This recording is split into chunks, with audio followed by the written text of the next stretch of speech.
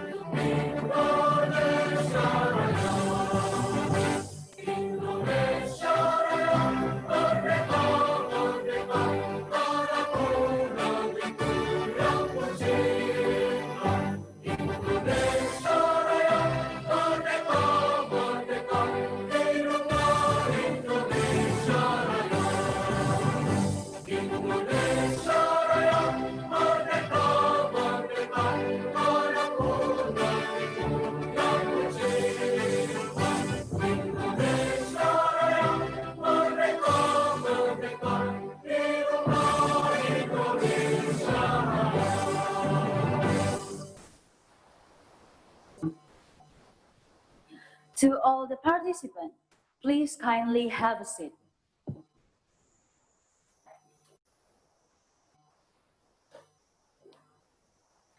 The next agenda is remarks. The speech will be delivered by Mr. Rafael Quarto. Mr. Quarto, time is yours.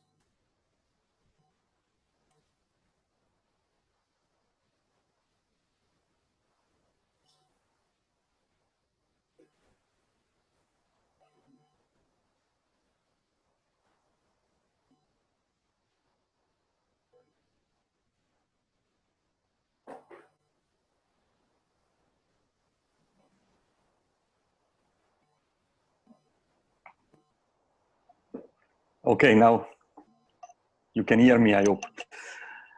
So, dear Popik Montanasya, the head of the Secretary of Human Resource Development Agency on transportation. Distinguished representative of the Ministry of Transportation, and dear cadets, of course. It's a very pleasure for me to be here at this online general lecture on current transportation conditions in the European Union and its challenges. And first of all, let me start by thanking both the Indonesian Ministry of Transportation and the Indonesian authorities. Oh my God.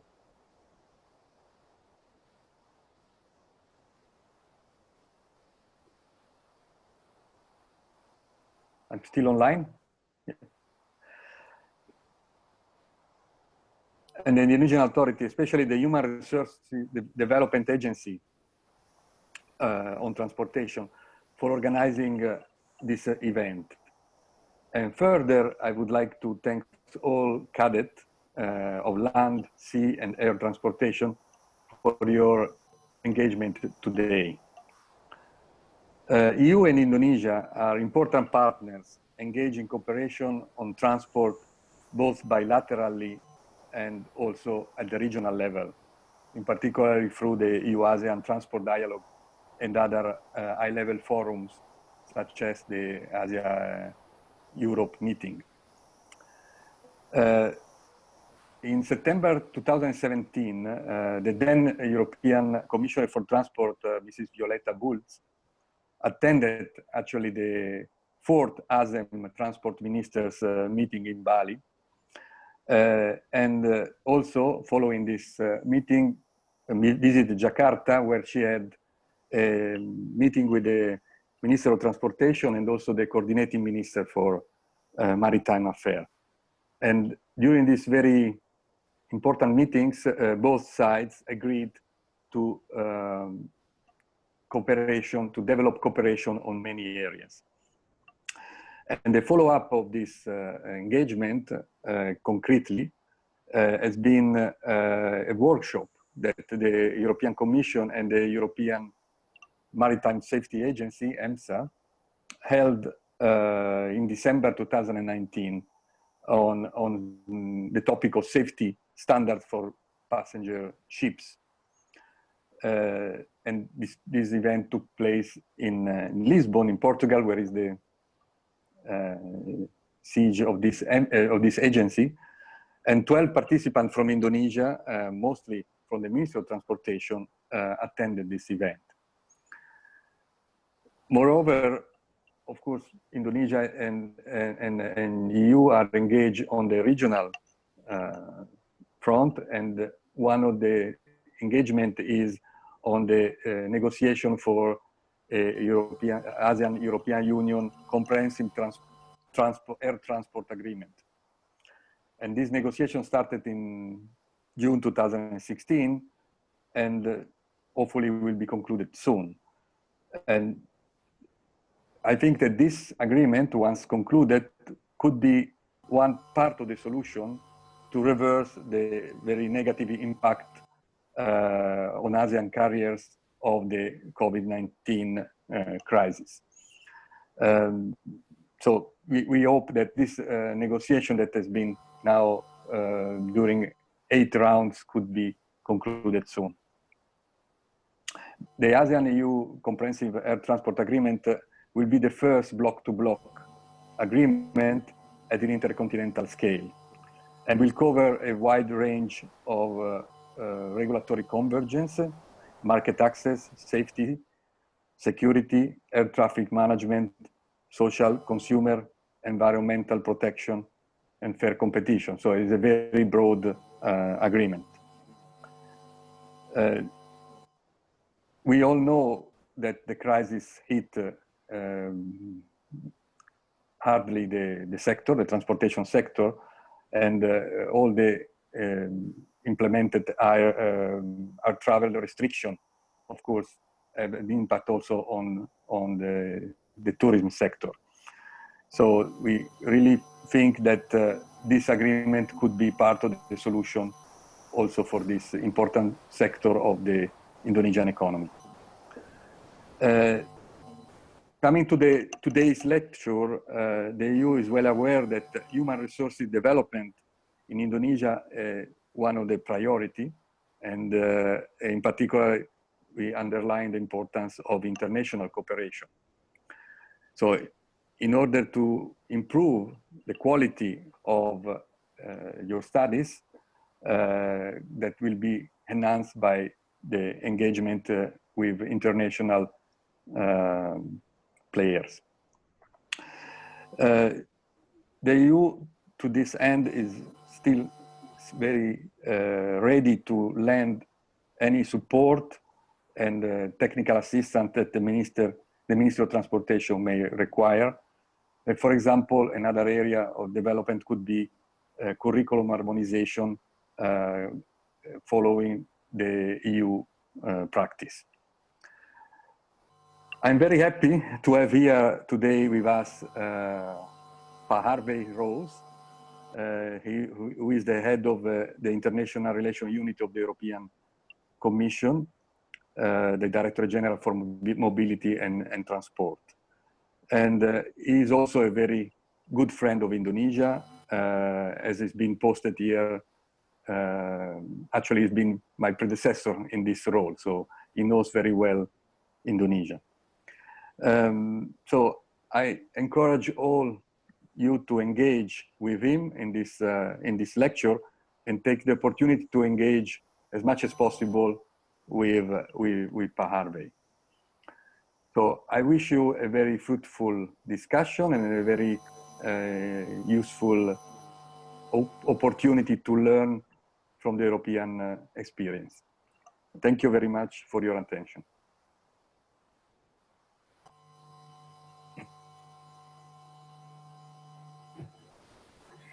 Thank you, Mr. Cuarto, for the speech. The next agenda is opening remarks that will be delivered by Mr. Popik Montanasya, and also to officially open this general lecture. Mr. Montanasya, time is yours.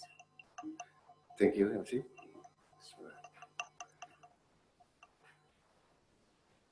Distinguished Mr. Harvey Rose, Head of International Relations Unit, Directorate General for Mobility and Transport, European Commission.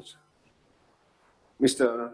Rafael Cuarto, Head of Economic and Trade Sections, European Union Delegations to Indonesia and Brunei. Head of Center for Partnership Facilitation and International Organization, Ministry of Transportation. Head of Human Resources Development Center on Land, Sea, and Air Transportations, Ministry of Transportation. Officials of the European Commission's European Union delegations to Indonesia and Brunei and Ministry of Transportation of Indonesia. Cadets, participants, guests, ladies and gentlemen. Good afternoon. Assalamualaikum warahmatullahi wabarakatuh. Shalom, Om Swastiastu, and Namo Buddhaya. First of all, in this wonderful afternoon, let us praise God Almighty for all His blessings that we could gather in these good occasions of general lecture with interesting topic, namely current transportation conditions in the European Union and its challenge. This event is conducted virtually by Agency of Human Resources Development Agency on Transportation in collaborations with European Union delegations to Indonesia and Brunei in order to give insight to our cadets about transportations in Europe. Participants, guests, ladies and gentlemen, it would be my great pleasure and opportunity to be present here to deliver this opening speech on behalf of Head of Human Resources Development Agency on Transportations, which could not attend this general lecture since he has to attend an urgent meeting. However, he asked me to send his warm regards and apologize to all of you and hope that this event could run successfully. Moreover, I would like to express our highest appreciation and gratitude to the speaker, Mr. Javier Rose, and also Mr. Rafael Cuarto, for taking time to actively participate in this event. It is a pleasure for us to have you here to give us, especially for the cadets, regarding the updated situations and the management of transportation in European Union.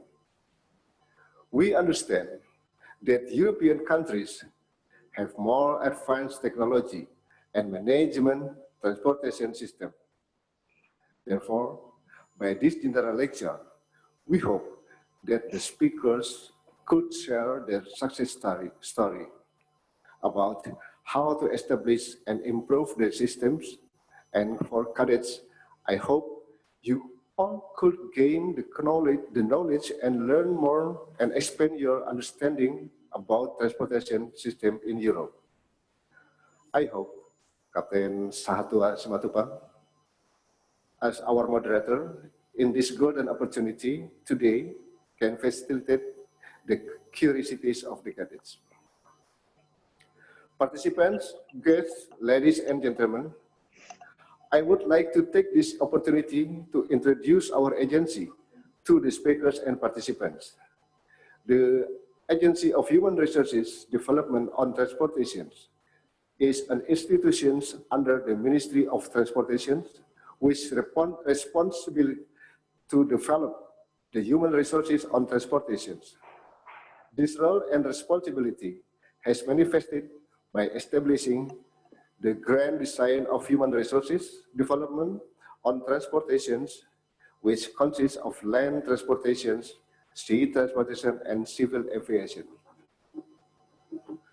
Our agency also manages 26 education and training institutions with 16,000 cadets in total, which located around Indonesia.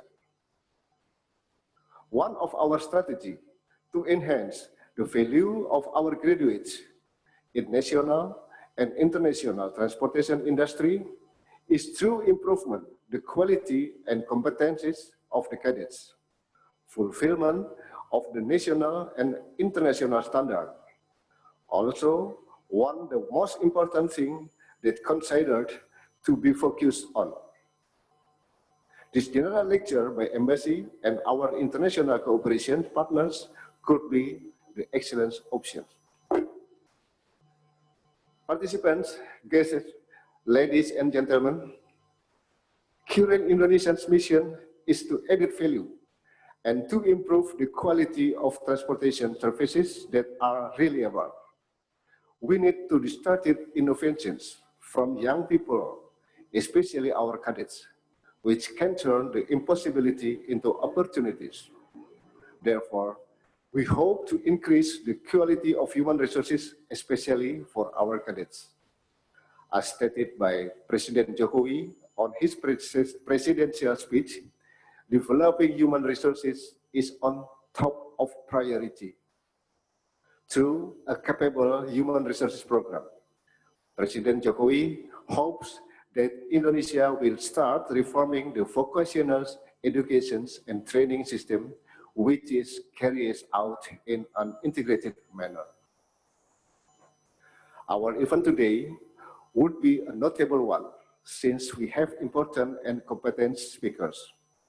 This general lecture is a good start for us to exchange our knowledge and experience with the current transportation conditions. I hope there will always be a synergic and mutually beneficial cooperations between Indonesia and European Union in the future. Thank you.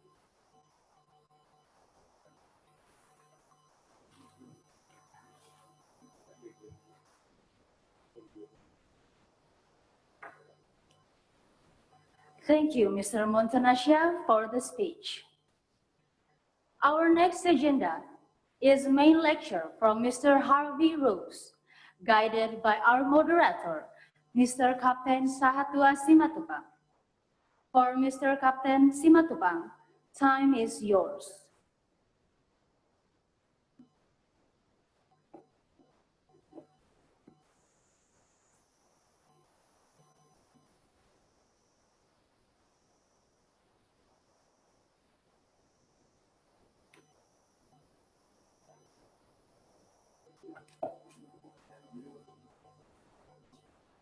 Thank you very much, Ms. Naomi.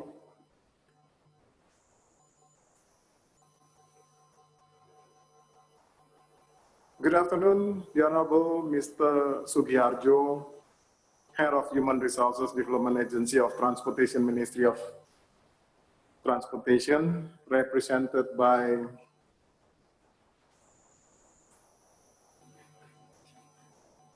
Mr. Popik Montanasya, as the Secretary for the Human Resources Development Agency of Transportation, the Ministry of Transportation. Thank you very much for the opening remarks. And the Honorable Mr. Rafael Cuarto, Head of Economic and Trade Section, EU Delegation to Indonesia and Brunei. Thank you very much for the opening remarks. And the Honorable Mr. Harvey Rose, Head of International Relations of DG Move in European Commission, which is in this occasion will be also our speakers. The Honorable Bapak Heri Sudarmaji, Head of Civil Aviation Human Resources Development Center. The Honorable Bapak Suharto, Head of Human Resources Development Center for Land Transportation.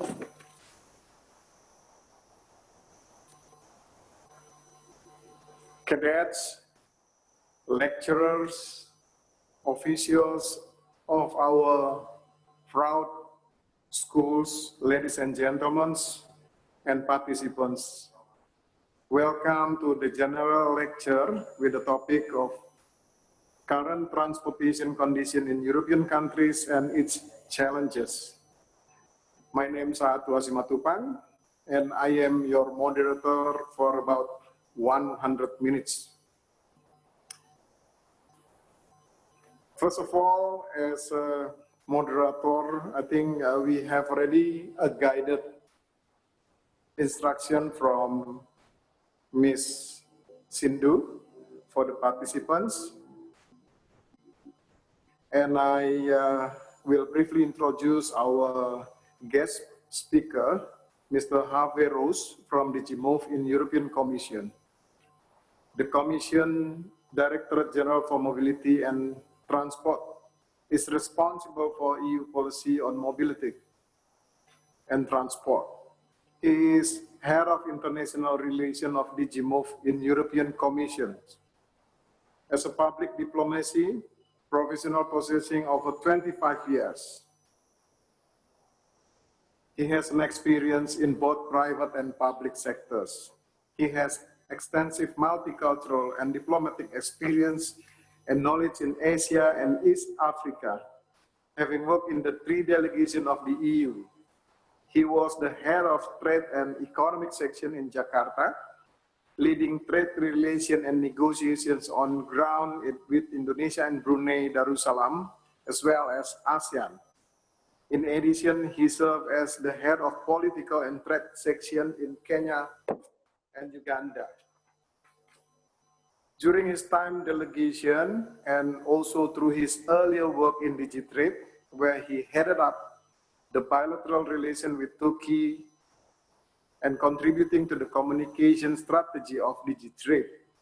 Harvey also gained widespread experience in trade policy, advocacy, and negotiation, as well as in relationship building. Before entering the European Commission, Harvey worked in the private sector, most notably for 10 years as the Vice President for EU Affairs and Trade Policy and the European spokesman of the Motion Picture Association, which represent the interests of the 7 Hollywood studios, wow, in a PR company and a European law firm. I think we can see the A very warm smile of Mr. Have, and ladies and gentlemen, please give a warm welcome to Mr. Have Rose.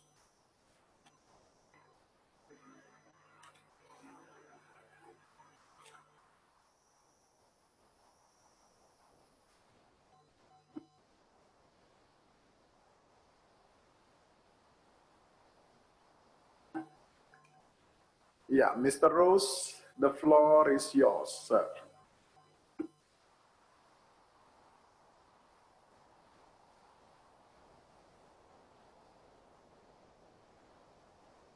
Mr. Rose, please excuse me. I think your microphone is still off.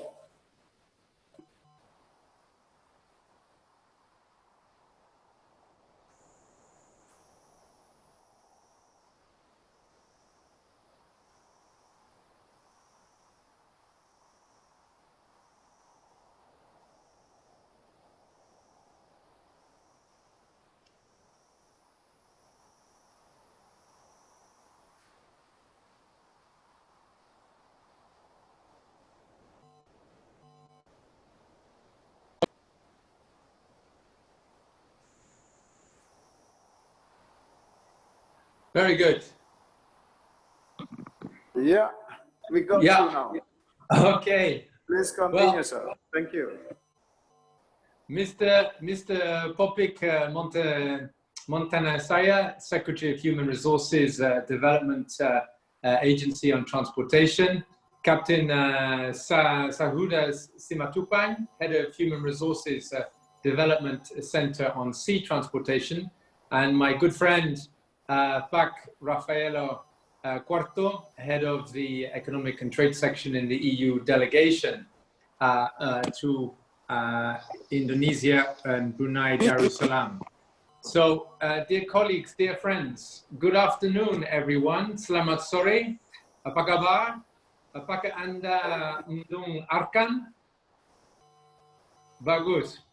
Yeah, bagus. Please. Thank you very much. Really appreciate that, Mr. Rose. Thank you. Please excuse me if my Bahasa Indonesia is a little bit rusty now. It's been a number of years since I had the pleasure and privilege of being in Indonesia. As Pak Rafaele said earlier, I was doing his job actually as head of the Economic and Trade Section. And it was really a joy to be in Indonesia at the time. And it's truly an experience that I will never forget. Anda bisa melihat saya memakai batik hari ini. And it's a special one because you can see the Garudas here. And there are also the bintang of the Bendera Eropa here. So I think it shows the strong bond that I have with Indonesia. And it's really a pleasure. Thank you for inviting me to be with you today. I would like, first of all, to say that I hope during this COVID-19 crisis that you and your families and colleagues are all well. I'm very impressed to see that you have large spaces between you. I would have liked to, of course, to have been with you today, but I'm very glad that the digital wizardry of Zoom allows us to stay in touch, at least virtually. Secondly, wonderful Indonesian people, I really miss you. I really did have 4 wonderful years in Indonesia. I miss your hospitality, I miss your smiles, and of course, I miss a very good nasi goreng as well. Reminiscing aside, I'm honored really to have the opportunity to talk a little bit about the European transport system with you today. Understanding transport policies of partner countries is essential in this increasingly globalized world. And mutual understanding, it really does foster and facilitate cooperation.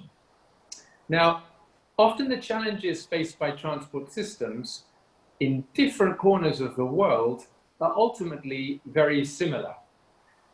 You in Indonesia, you're about 11,000 kilometers away from me here in Brussels, but all large cities have congestion, they have transport-related pollution. I must say maybe Jakarta is special, and I'm not missing so much the traffic of Jakarta. I miss very much the people, but all big cities have a lot of congestion and problems, and these issues are common to both of us. Now, international unions such as the European Union or countries such as Indonesia, they do not exist as unique entities. We do not live in silos. Transport issues are global issues. Therefore, it's of the utmost importance that we share our common experiences of tackling these issues, and we develop and advance our transport policies by sharing experiences together and learning from each other. So this opportunity to speak with you today is really relevant because the European Union and ASEAN countries, and of course, especially with Indonesia, we are really seeking closer transport relations. We have what is known as the European Union ASEAN Transport Dialogue. We were supposed to come together earlier this year, but because of the COVID crisis, it was not possible. But we will be coming in November. We actually started the dialogue back in 2017, and it really is a very important dialogue in that actually ASEAN only has 3 other transport dialogues with China, Japan, and the Republic of Korea. So we feel very honored and privileged in the European Union to be the only non-Asian dialogue partner of ASEAN. And we feel that that is a role that shows also the special bond between us on transport. Now, one of the founding fathers of the European Union was a Frenchman called Jean Monnet. And he said, beyond differences and geographical boundaries, there lies a common interest. And transport is indeed a common interest of all citizens, be they EU citizens or Indonesian citizens. In the EU, transport has been one of the main drivers for unity, and by means by which we have broken down, if you like, the geographical boundaries between countries. Of course, Indonesia is the largest archipelago in the world, over 17,000 islands, and transport is hugely important. And that is why when I was in Indonesia and President Jokowi was first elected, actually when I was there, of course he made infrastructure and transport one of his main priorities, which of course is very, very important for a country like Indonesia. Now, if we could please turn to the slides of my presentation. If someone could please press the button, and we could go now to the second slide. Is that possible? Okay, thank you very much. Let's move then to the second slide, please. There we go. So the contents of my presentation today, and notwithstanding we have limited time because it's a very big topic, I would like to cover the main features of EU transport policy. Firstly, the governance structure. So I will say a little bit of how the European Union works. Then we'll look at challenges facing transport, and then we'll look at the development of policies that help to address these challenges. Now, firstly, European transport is not developed in a vacuum. It has to contribute to wider priorities of the European Commission. Now, an example of which, and this is very much on the radar of the Commission at the moment, is of course the need to adopt policies that also reduce the impact of transport on climate change, on the environment. And I will come to that during the presentation. In addition, Our transport system constantly faces new and unexpected challenges, and it has to keep adapting to address them. Of course, the most recent example is indeed how COVID-19, the current pandemic, has affected transport. Therefore, in my presentation, I will explore how EU transport policy is developed in response to an ever-changing world, but also a world that offers us new and exciting opportunities. Winston Churchill, and I think, I'm sure many of you know him and know that he was someone very famous for using, well, for quotations that he said, and people have quoted them ever since. And one of his most famous ones was that a pessimist sees the difficulty in every opportunity, and an optimist sees the opportunity in every difficulty. And here in the EU, we are really firm believers that the transport sector, every problem actually is an opportunity in disguise. So I'm sure that in Indonesia, as you are also very optimistic people, you feel the same way. Next slide, please. Okay, let me say a few words on the leadership structure. So the Commission is currently run by President Ursula von der Leyen. And under her leadership and guidance, if you look at transport, and that's on this slide, you will see the Commissioner for Transport, that's Ms. Adina Balian on the left, and you will see the Director General, Mr. Henrik Hololei, and they, excuse me, contribute to the goals of the von der Leyen Commission. Mereka bos saya. Those two are my big bosses. So the new Commission started its work in December 2019, and it set out a number of priorities during the 5-year mandate, including the following aims. So first, the European Green Deal. Second, an economy that works for people. Thirdly, Europe fit for the digital age. Fourth, promoting our European way of life. Fifth, a stronger Europe in the world. And next, a new push for European democracy.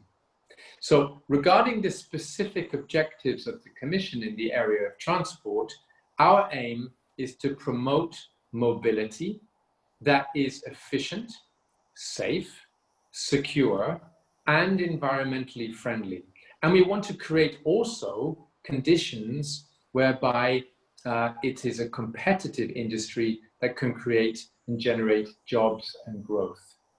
Next slide, please. Okay, now in this slide, I will briefly explain how the EU decision-making works. So how EU laws are adopted. Now, the EU decision-making is very complex.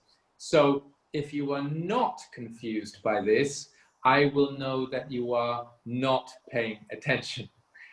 Now, there are 3 institutions. So at the top, you'll see the European Commission, and then you have DG Move, that's where I work. And then to the left, you'll see the European Parliament, and right, Council of the European Union. So let's start with the European Commission, where I work. Now, the European Commission has what is known as the right of initiative. So in other words, it has the right to propose legislation. Put simply, it holds the pen. So it drafts the European Union laws. And then the other institutions at the bottom, they must agree on them before they become law. And they have the ability, of course, to amend them. So DG Transport and Mobility, otherwise known as DG Move, at the top, is one of the departments of the European Commission. It is a bit like in Indonesia, the Ministry of Transport of the EU, if you like. Now, DG Move has the right to propose new policies and rules in the field of transport. For example, our Move aviation experts they will draft a proposal for a new regulation on aviation. Such a proposal becomes an EU law only when the European Parliament and the Council of the European Union discuss, amend, and then ultimately agree on it. And the European Parliament, on the bottom left there, that's made up of directly elected representatives. So it's like your parliament in Indonesia. And the Council on the right is made up of the political leaders. So at the highest level, it is of the real heads of state. So for instance, it would be President Jokowi who would be attending the top meetings of that body. So it's fairly complicated, and we use a saying in English that too many cooks in the kitchen spoil the broth, or the nasi goreng, or the soto, or the gado-gado.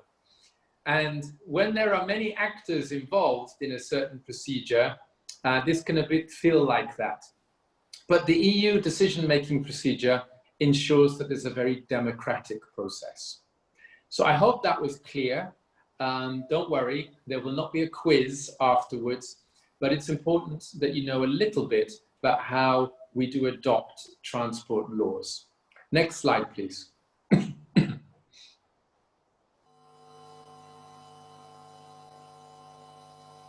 Okay, so what are the challenges then facing EU transport? Well, they are constantly coming at us and they are constantly evolving. The marked increase in transport of goods and of passengers is of course very positive.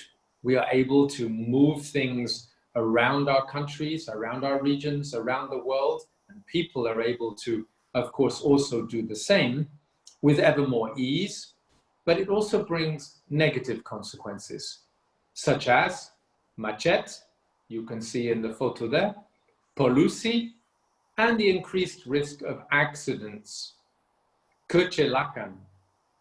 With this photo, I present to you a snapshot of a typical, albeit I must say looks quite a sunny day there in Brussels, it's not normally that sunny, on the motorway that orbits the city of Brussels. Now, that's not the image I think that you would normally typically see on a postcard from the capital of Europe. Nevertheless, it is the daily reality that we have clogged up arteries, main motorways around Brussels. I know that you in Indonesia can very well identify being stuck in traffic. I remember my 4 years in Indonesia, and I remember also fondly being stuck in macet and sometimes getting out of the car and jumping on an ojek because it's the only way that I could get to a meeting on time. But at least you have ojeks. We don't have ojeks. Now, while new technologies, digitalization, provide exciting opportunities to tackle problems like congestion, they also come with risks. And I will talk about that a little bit later, such as cybersecurity. Moreover, the Commission has to address the issues of social fairness, competitiveness of the businesses across the European Union. With the increase in travel, EU citizens are also facing increasing problems. For example, delayed or cancelled flights. And the EU works on passenger right policies too, to ensure that the passengers are protected. In the slides that follow, I will do my best to explain what DigiMove is doing to address all of these issues. Next slide, please.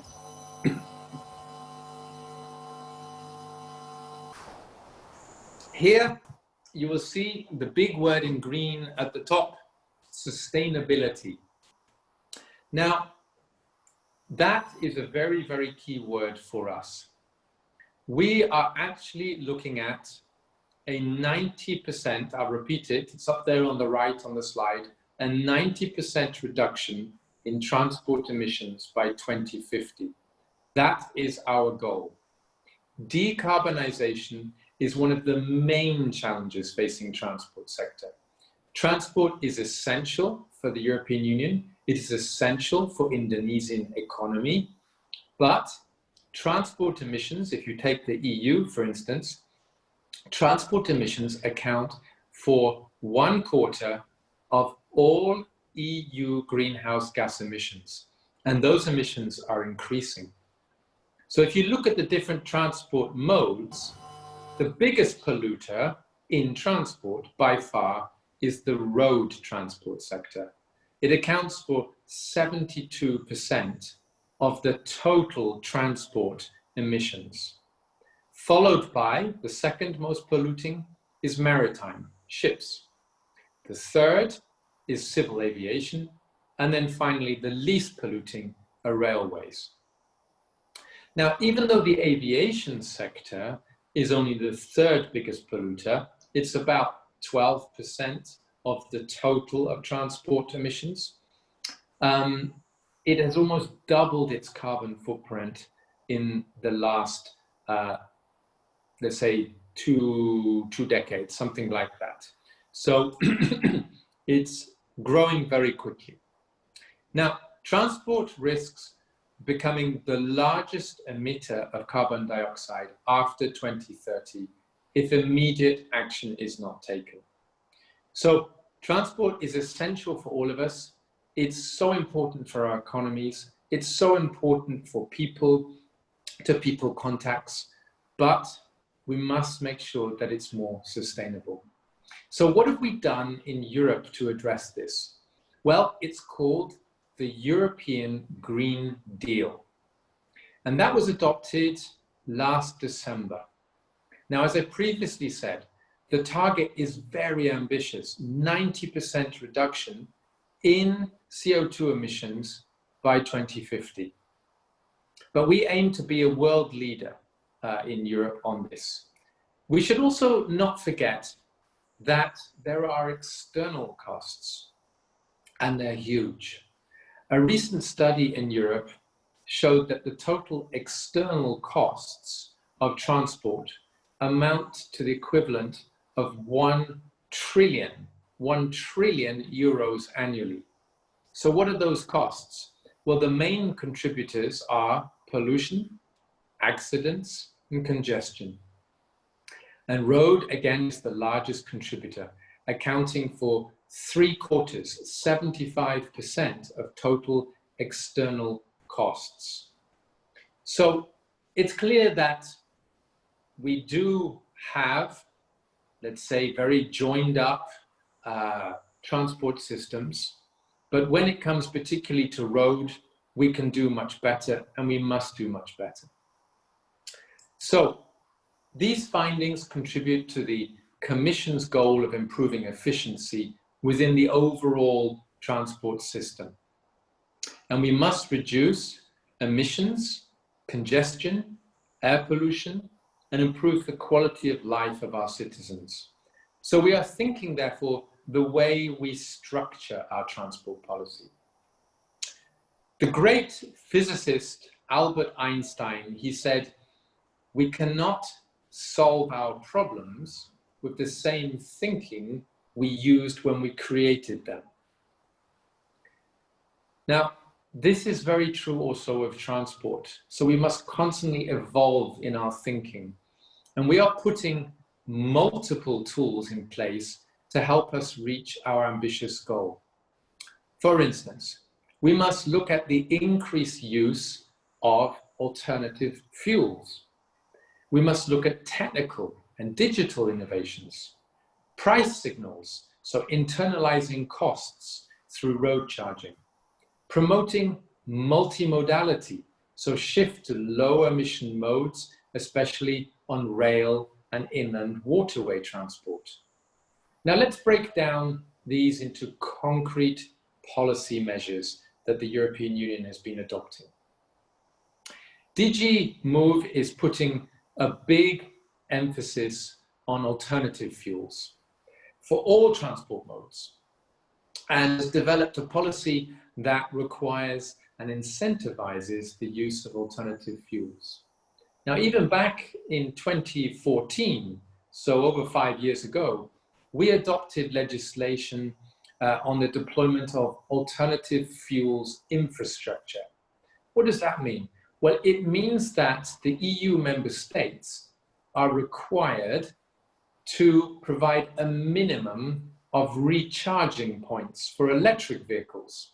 Because if someone's going to buy an electric vehicle, they need to know that they can charge it, not just at home, but also on the way to their, for instance, office, on the way, for instance, if they're going on holiday. And therefore, these recharging points for electric vehicles or refueling points, for instance, for alternative fuels like hydrogen, liquid natural gas. So that law requires EU member states to put in place a minimum of recharging points. In this way, we can make sure that Europeans buy and use electric or hydrogen-fueled vehicles, and they have a place to charge them. So such measures are about incentivizing our people to use different forms of fuel in their cars, for instance, in this example. In the maritime sector, it's also true. We promote the use of liquid natural gas on ships. That's much friendlier to the environment than the current heavy-duty fuels. And the Commission now plans to explore legislative options to identify the best way to incentivize the use of sustainable aviation fuels too, for air travel. Next slide, please. Okay, in order to be successful on our, let's say, green journey, we also have to be aware that the transport sector, we are not only dealing with greenhouse gas emissions, but also other forms of pollution too. So to address these, the Commission promotes the use of zero and low emission vehicles, which have lower greenhouse gas pollutant and noise emissions too. And we're looking at multimodality, so shifting to more friendly forms of transport.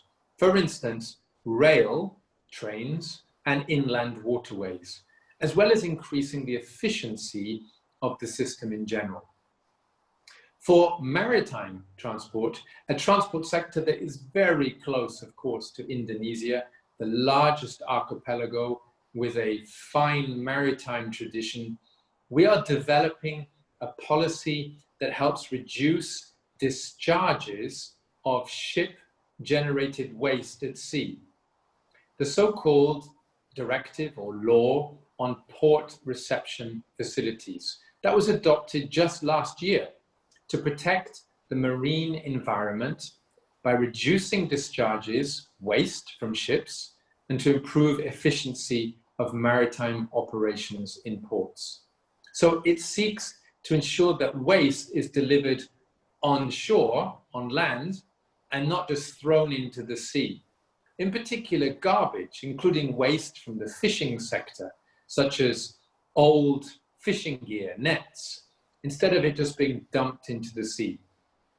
I remember very fondly snorkeling and diving in beautiful Bali, in Lombok, especially in Raja Ampat.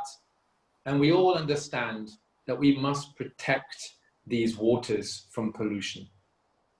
Next, please.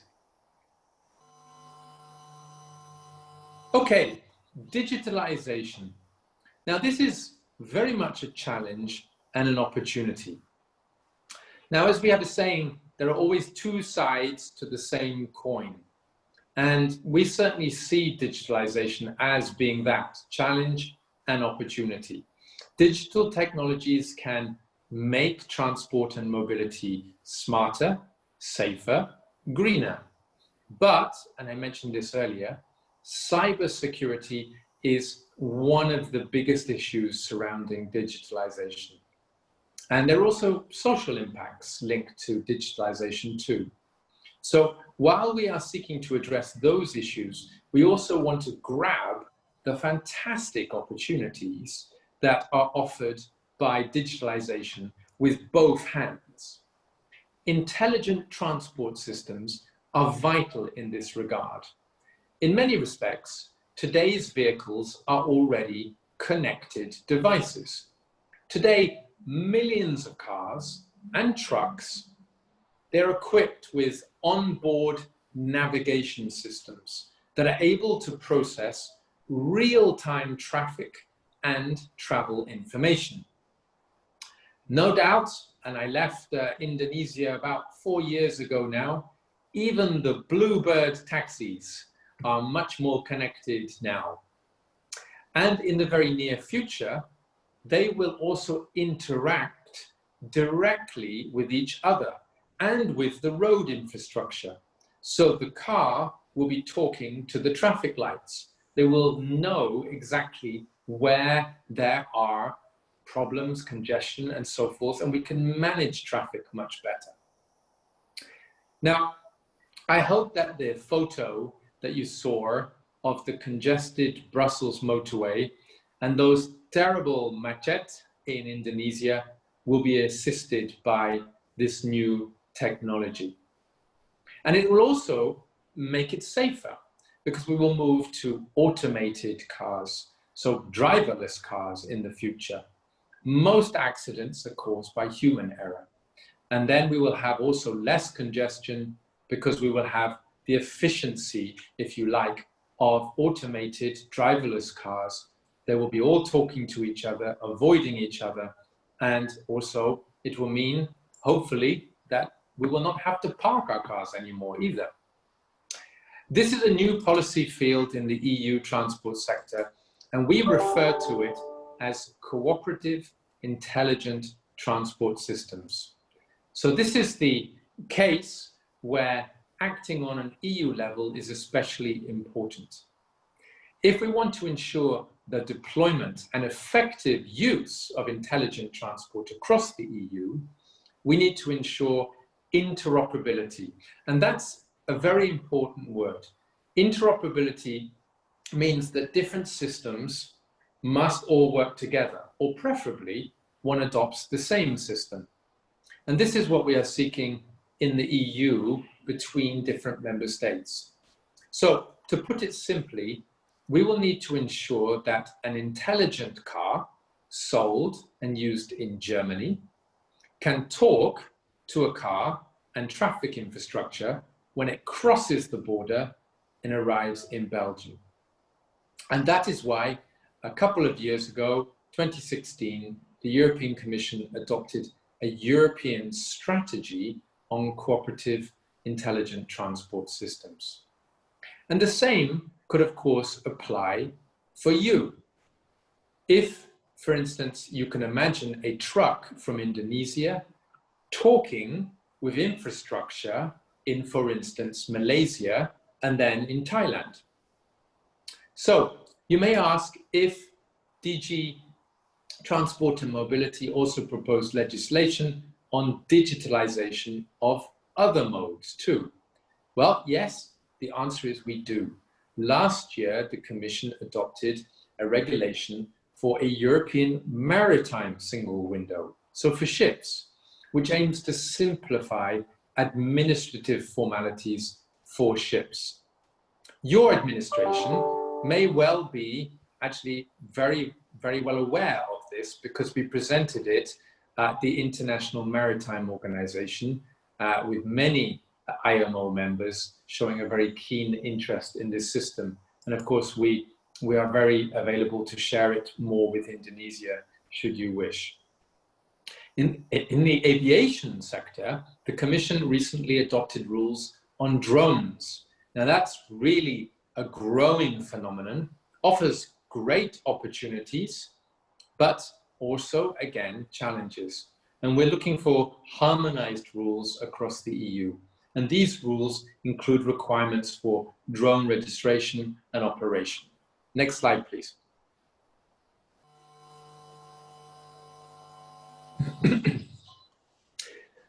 I would like to echo the words of the late, great Steve Jobs. I'm sure most of you, in fact, I'm sure pretty much all of you, have a smartphone in your pocket. I was also always very impressed on how in Indonesia you were so plugged in to the digital technologies and how you had so many apps. And the late Steve Jobs, he said that innovation distinguishes between a leader and a follower. And in the EU, we strive to innovate, we strive to lead through example, and we would very much like to lead with others, like Indonesia.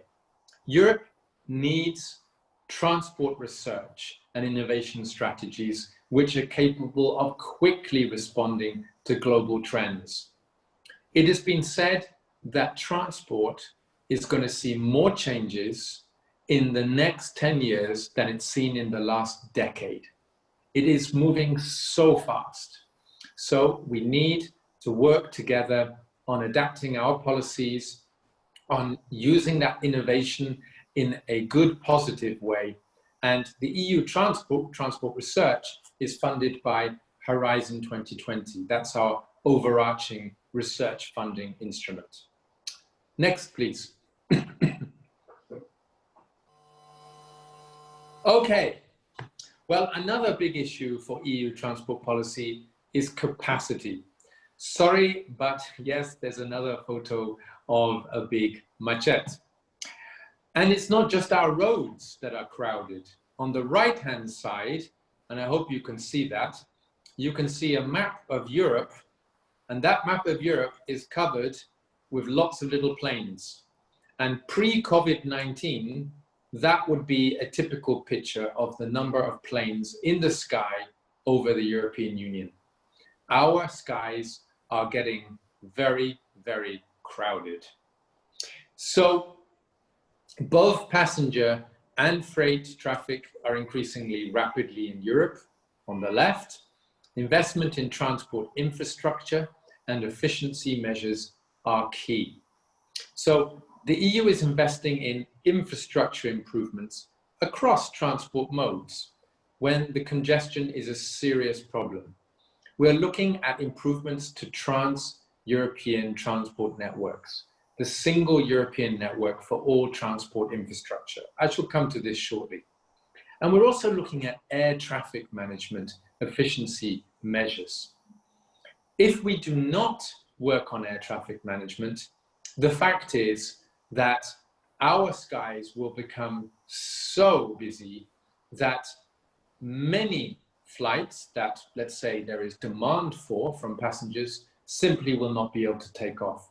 And I'm sure many of you have flown over Jakarta round and round, or Bali, or another city in Indonesia, and that is also wasting fuel. So the more efficient that we can have air traffic management, the shorter your journey and the more efficient it is, and of course, the less fuel that the aircraft will be using. So smart transport management, research and investment in connected and automated cars is extremely important. Next slide, please. Okay, I mentioned just now the Trans-European Network for Transport. And on this slide, you can actually see, if you like, those veins going through the European Union. So this is very much the backbone of the EU. Without these networks, excuse me, Europe would grind to a halt. Simple as that. Without these networks, we would grind to a halt. We established our flagship TEN-T program to support the construction and upgrade of transport infrastructure. And this is very important. And I know that in ASEAN, of course, you have something similar. If you like, with many different countries, you need for them to work well to put that jigsaw together. To put the jigsaw together, you need to work together. So you need to decide from which country to another country is the best link. And then that should become your priority infrastructure.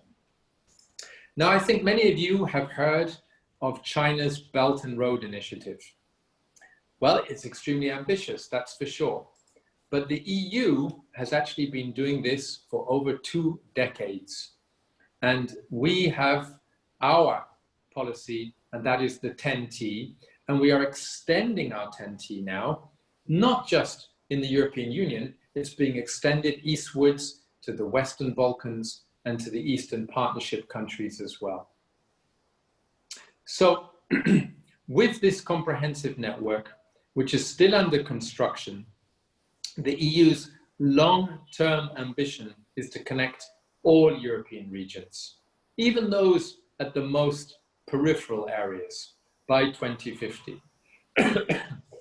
Now, given the EU itself encompasses an area of roughly 4.4 million square kilometers, that's about 2 to 2.5 times the size of Indonesia, and it's crossing many borders, as you can see there. I think you'll agree that this is not an easy task.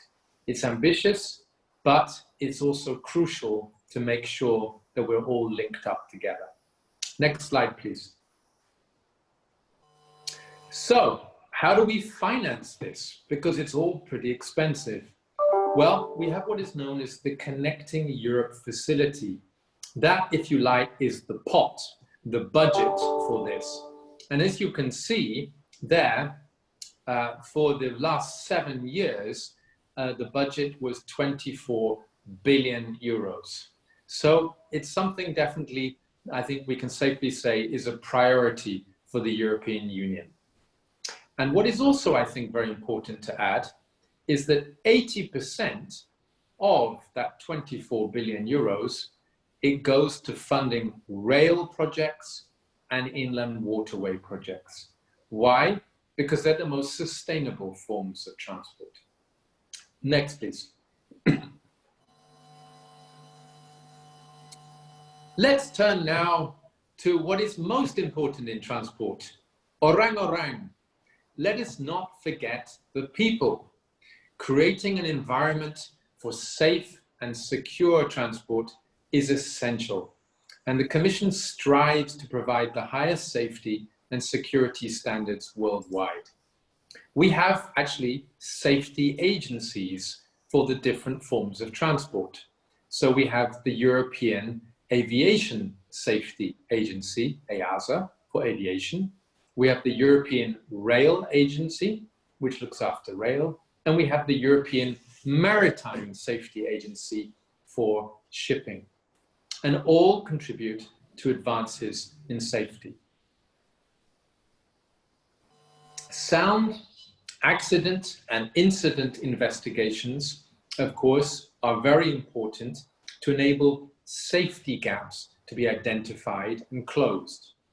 And transport security can cover everything from unlawful attacks, from terrorist attacks, to prevention of vandalism and graffiti. Next, please.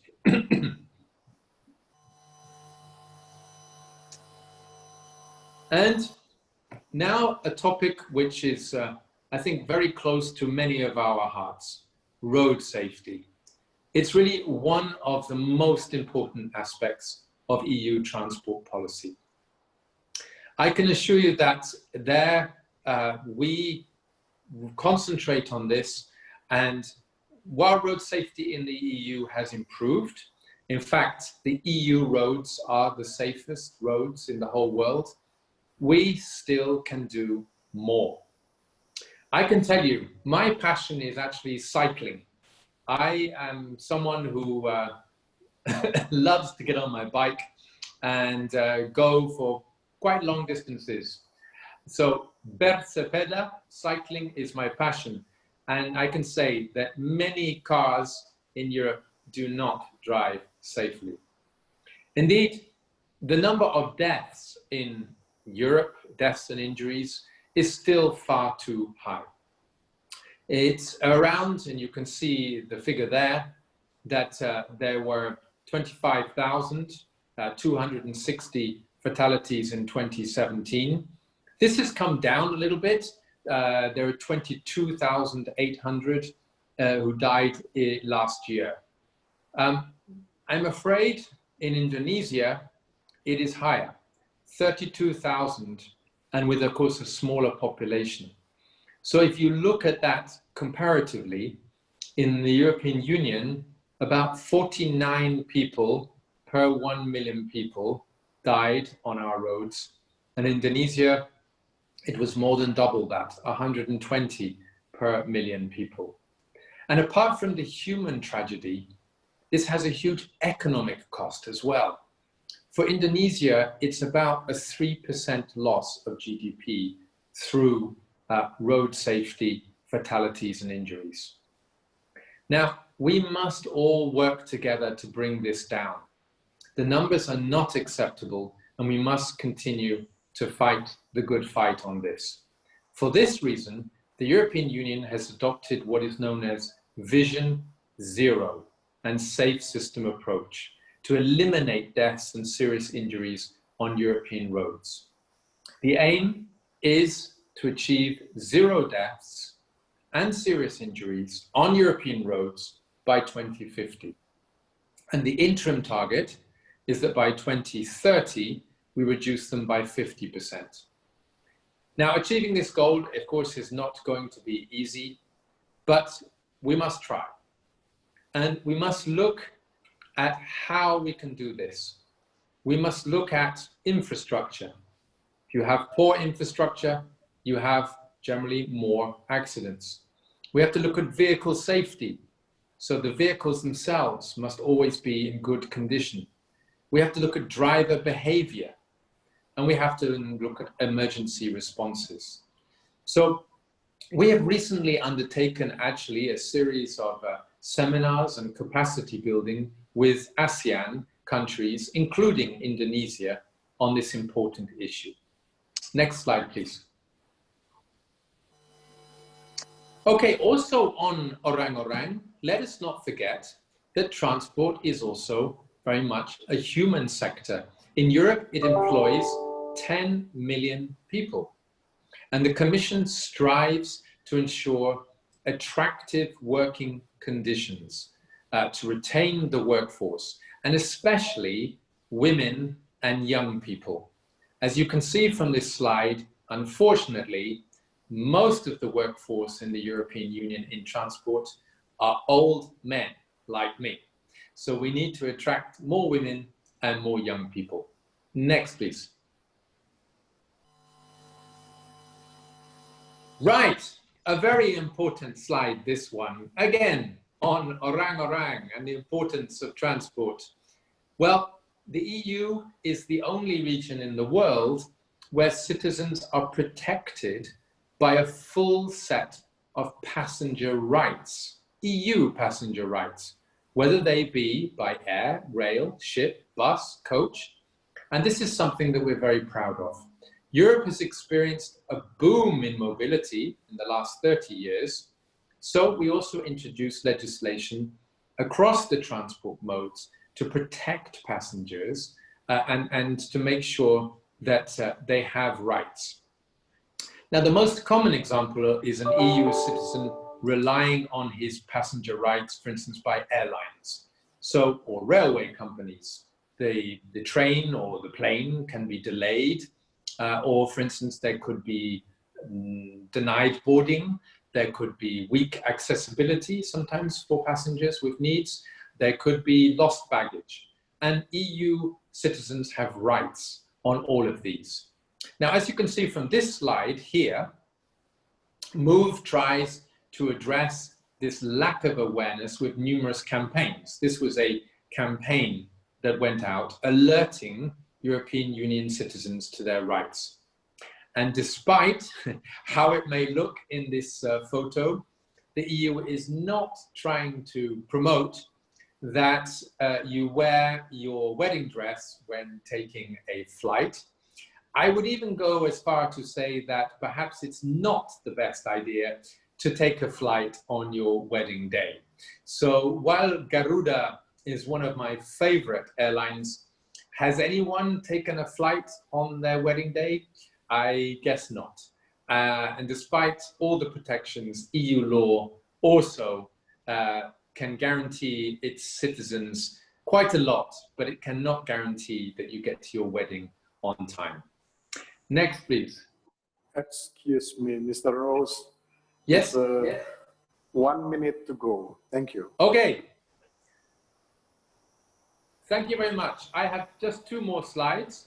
This one is very important because this is about the international side. DG Move's work has a significant external dimension, and this is what I am responsible for.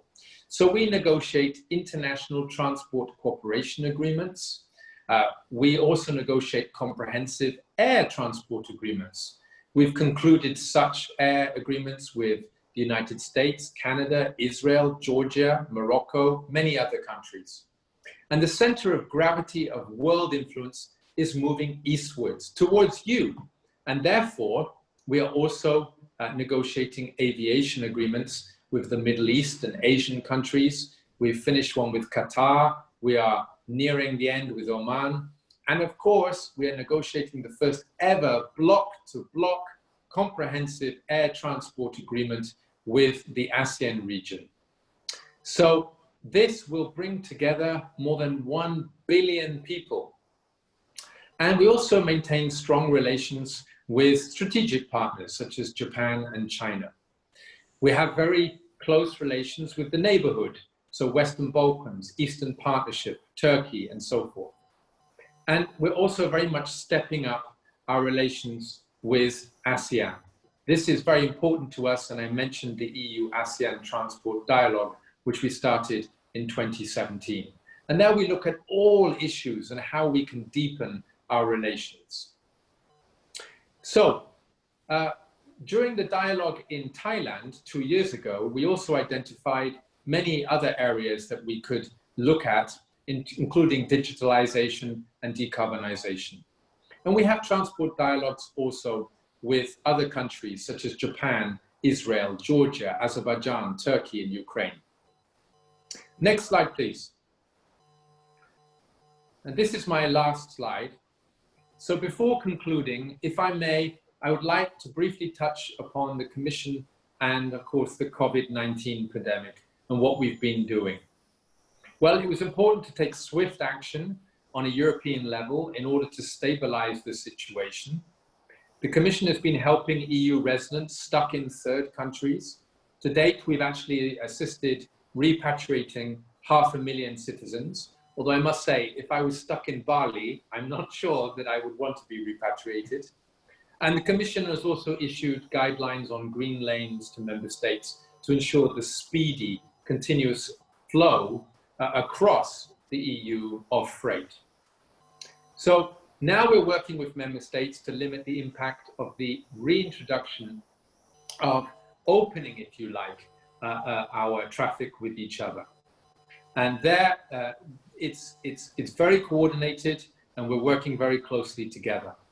Finally, to limit the transmission of the virus in Europe and beyond, we had closed external borders to non-essential travel, and now, of course, we are looking at opening them in a coordinated way. And now the last slide, please. So in this limited time, I have, next slide, it's the last one. Yes. So in this limited time, thank you for your attention. I have given banyak informasi, and I understand that it may take a long time to digest. I invite you to visit the Commission's website on transport. You can also follow our Commissioner on Twitter. And I know that Indonesians tweet and follow Twitter a lot. So, ladies and gentlemen, terima kasih atas perhatian Anda. I will be attending the EU-ASEAN Transport Dialogue in Brunei Darussalam in November, and we will come to Indonesia, to wonderful Indonesia, also for meetings at that time. I'm very happy. Thank you for your attention. I look forward to your questions. Terima kasih.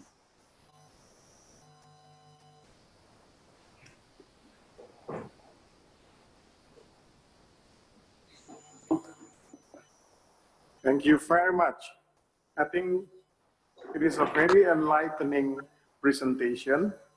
And I should say we have gained a lot of information and data from this presentation. Mr. Rose, we thank you very much for the time that you have already spent. This, I think, quite in the line of the agenda. And now we are coming into the session of question and answer. But before question and answer, I think I should direct some of us here that has already been also listening this presentation. We have already got the opening remarks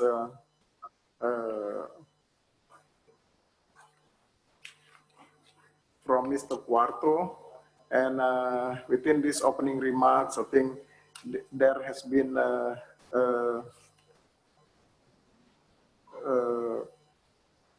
quite a welcome for all of us to express cooperation towards the future. And thank you very much, Mr. Quarto. And you mentioned about the human resources development. That is also important priority. Thank you very much.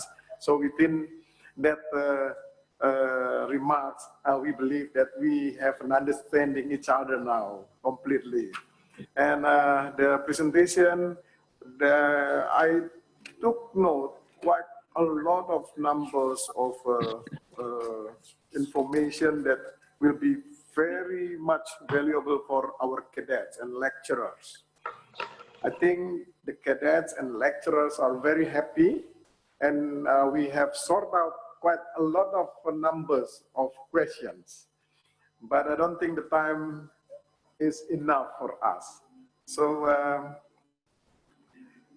I would like to invite our cadets and colleagues, instructors, lecturers from the road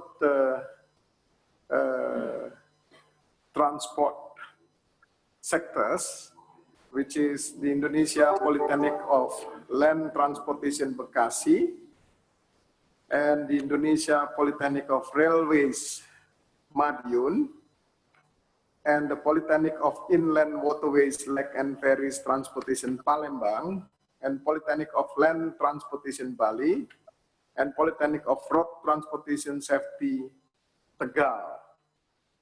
These 5 institutions is the higher education institutes, and they are producing quite numbers of important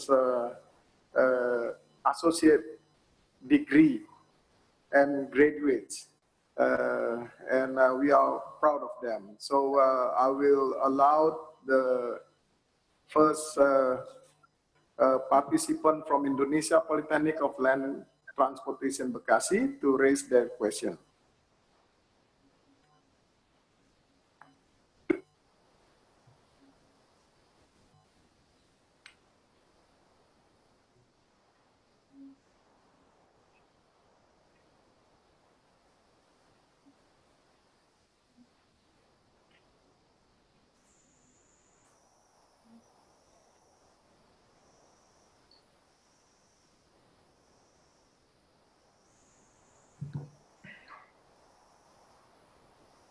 Again, please be ready. The Indonesia Polytechnic of Railways, Bekasi, STTD, ya, Polytechnic of Land Transportation Bekasi.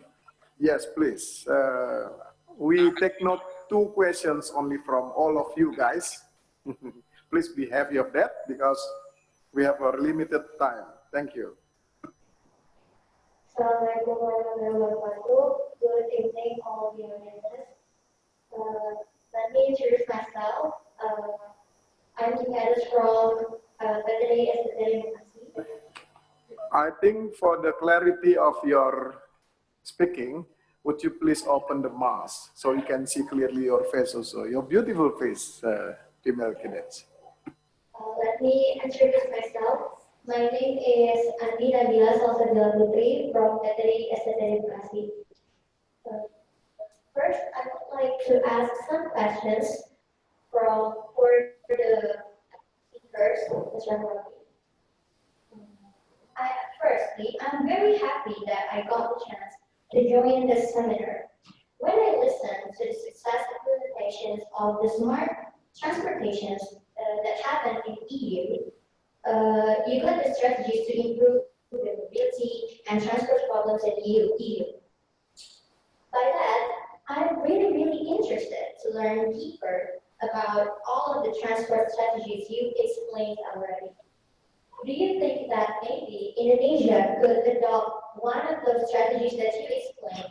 And if we could adopt, by looking at Indonesia's transport condition, what do you think is going to be the biggest challenges in Indonesia? For example, such as car electric, and then driverless car.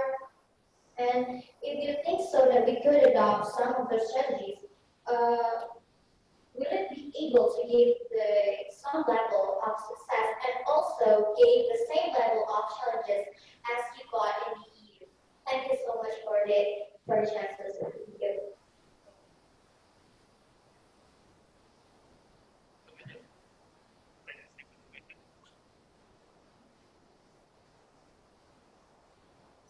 Okay, I think because of the technology and digitalization barrier, I will just repeat again. But Mr. Rose, have you got the question clearly?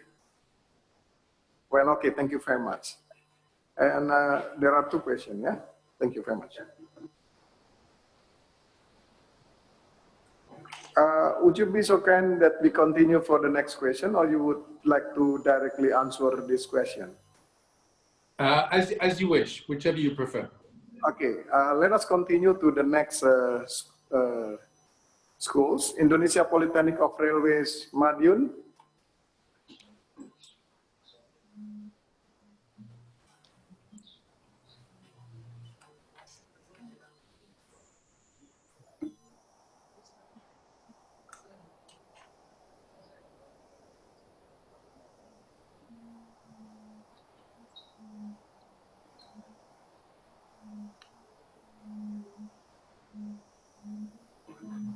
It's a microphone problem. Can you please check your microphone?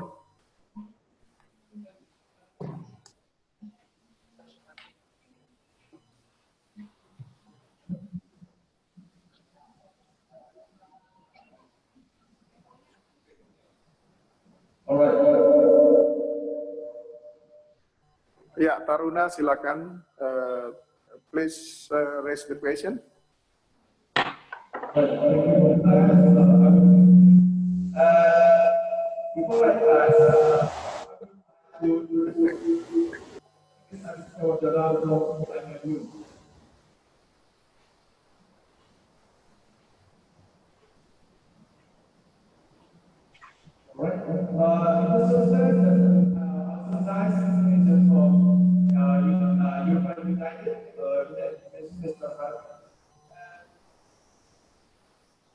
according to the experienced, we agree that transportation becomes important for the world, especially in Indonesia, which is studied with very high level, and that's why we need the transportation to connect over the different areas. Yeah. Okay, thank you very much. Yes, please be seated. Okay, we got your questions. The third schools is Polytechnic of Inland Waterways, Lake and Ferries Transportation, Palembang.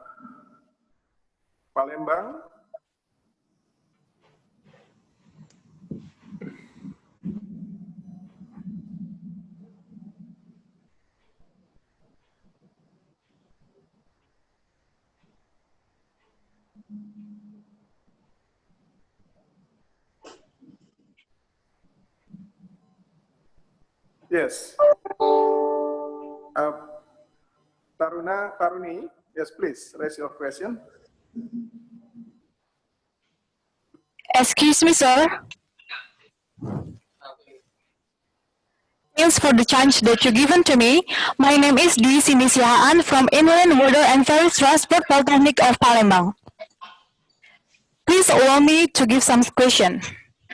My question, what is the key to success on the development of inland waterways transportation in the European countries?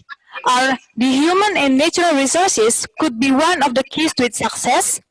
So what is your opinion about Indonesia's inland waterways transportation compared to yours? What if we are interested to cooperate with European countries in this field? Thank you. Thank you. So this represents the land transportation higher education, and I would like to be a good moderator so that everybody will be very happy. I think we just give 3 questions from land transport higher education, and we move now to sea transportation higher education. Please be ready, the Polytechnic of Merchant Marine Sorong and the Polytechnic of Merchant Marine Makassar. And the 3rd question we would like to ask Polytechnic of Merchant Marine Banten. So Polytechnic Merchant Marine Sorong, please raise the question on behalf of the sea transportation higher education and training.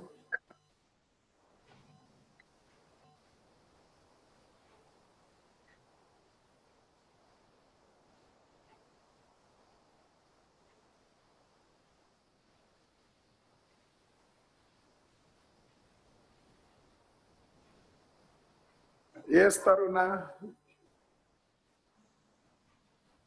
Yes, continue.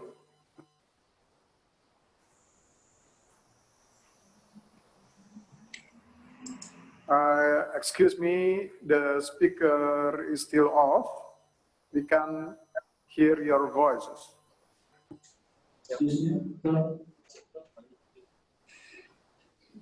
Okay, as the Indonesian government trying to combine or integrate the transportation between land, air, and sea to reduce the transportation costs, we would like to know how European countries implemented such methods, and is there any suggestion to the implementation for Indonesian government? And let me ask my last question. In the development of human resources, Indonesia has built a lot of transportation schools to provide the operators.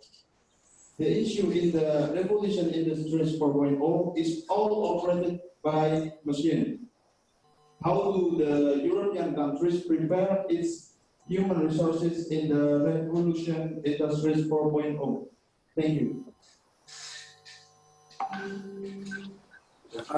Thank you. And we'll give the opportunity now to Polytechnic of Merchant Marine Surabaya. And please stand by Polytechnic of Merchant Marine Makassar.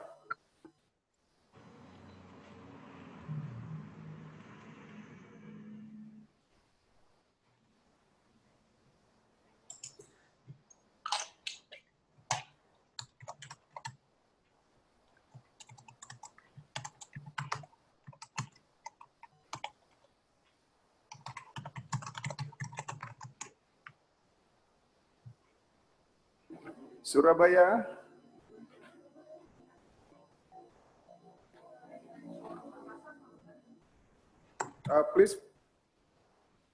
Please raise your question, Polytechnic of Merchant Marine Surabaya. And stand by next, Polytechnic of Merchant Marine Makassar.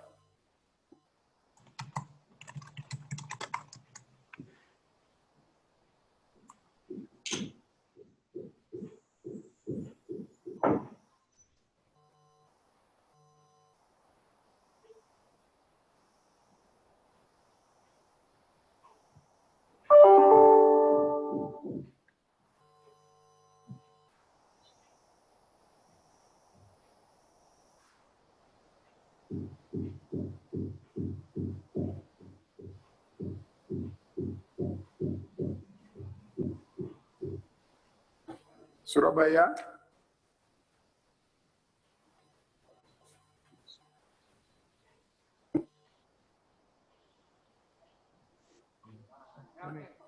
Poltekpol Surabaya, are you ready? Vicky nggak dengar Vicky.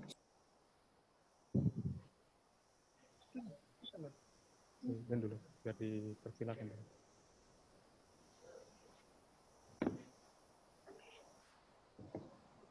Okay, let's move to Polytechnic of Merchant Marine, Makassar. Okay, ready? Okay, Assalamualaikum warahmatullahi wabarakatuh. First of all, I would like to say thank you for the time that has been given to me to deliver my question. Actually, I have two questions here, and to maximize the time, let me deliver my first question. For the first question is, as we are specializing in the maritime transport workers, seafarers education, our question will be focusing on the sea transportation and the seafarers. And concerning the current situation of COVID-19, what strategies have been taken by the EU states to maintain the sustainability of logistics during the COVID-19 pandemic? That's the first question. And the second question is, what the strategies that has been taken by the EU states to maintain the balance between ship owners' interests in reducing operational costs, underlined in reducing operational costs, and their social responsibilities to keep up the transportation worker employment. That's my question. Thank you. Thank you very much. I would call again for Polytechnic Surabaya. Surabaya, are you ready?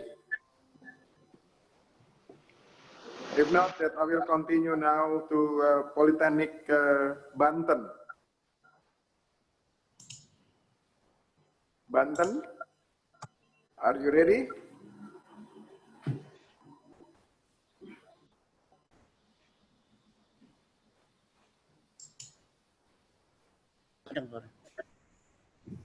Okay, good afternoon. First of all, I would like to say thank you for this amazing opportunity. My name is Alvin Molaputra. I'm from Merchant Marine Banten.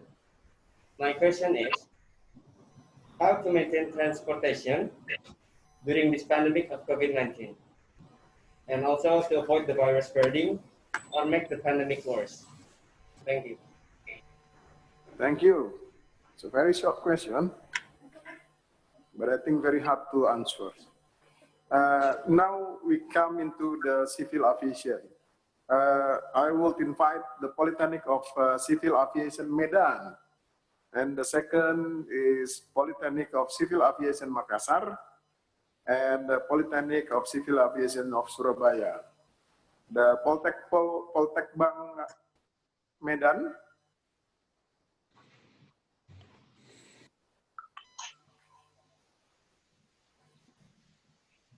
Good afternoon, sir. Thank you for giving me this opportunity. Let me introduce myself. My name is Moga Alvindo Ginting. I am a cadet of Medan Aviation Polytechnic. And my question is, what is the deficiency in transportation sector that possibly happened in Europe at this time, specifically in condition pandemic of COVID-19, and how to deal with it? Are there any specific criteria that indicate that of development of transportation facilities in country to be considered advanced or sophisticated? That is my question, and thank you.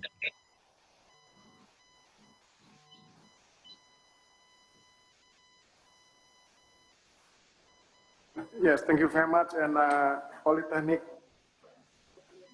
of Civil Aviation Makassar, please raise your question.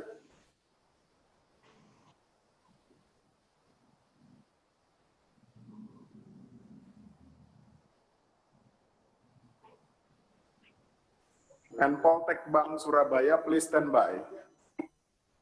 Assalamualaikum warahmatullahi wabarakatuh. Good afternoon. Salam. Thank you for the opportunity to deliver my question.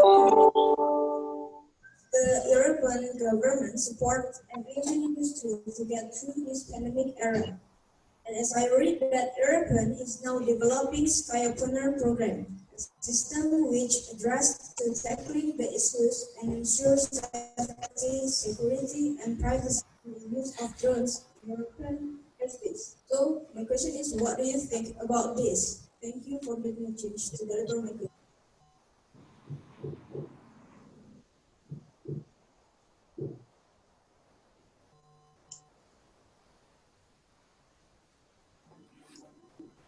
Thank you very much. And Poltek Bank Surabaya. Your turn now, cadets. Taruna Maulana, are you ready?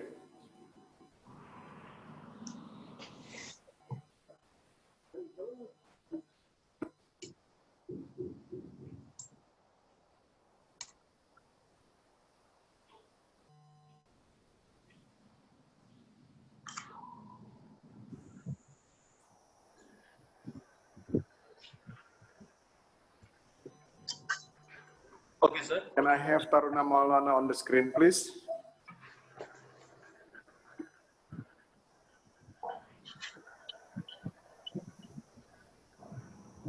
Check. Okay, Mr. Yes, Hafi. As we know together that Indonesia has different demographic condition compared to Europe.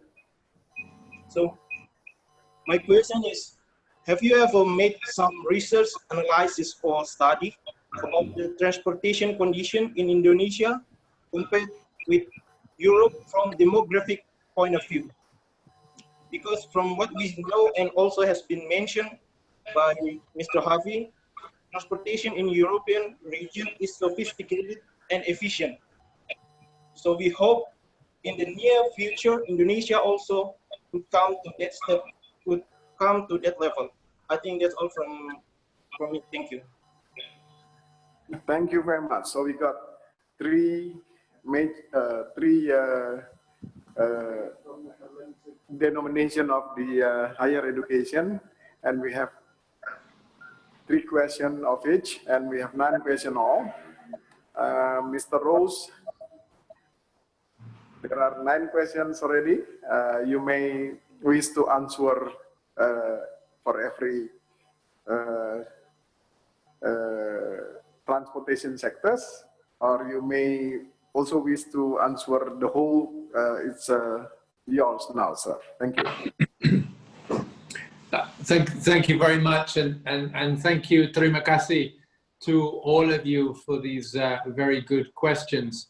I may not have heard quite clearly some of them, so please do come back to me if you feel that there is 1 or 2 questions that I didn't hear and that you would like me to address. I did get the first question, which is a very difficult one, which is, what is the largest challenge for Indonesia? And that is, of course, very subjective one, but having lived in Indonesia for 4 years, I will give a stab at it.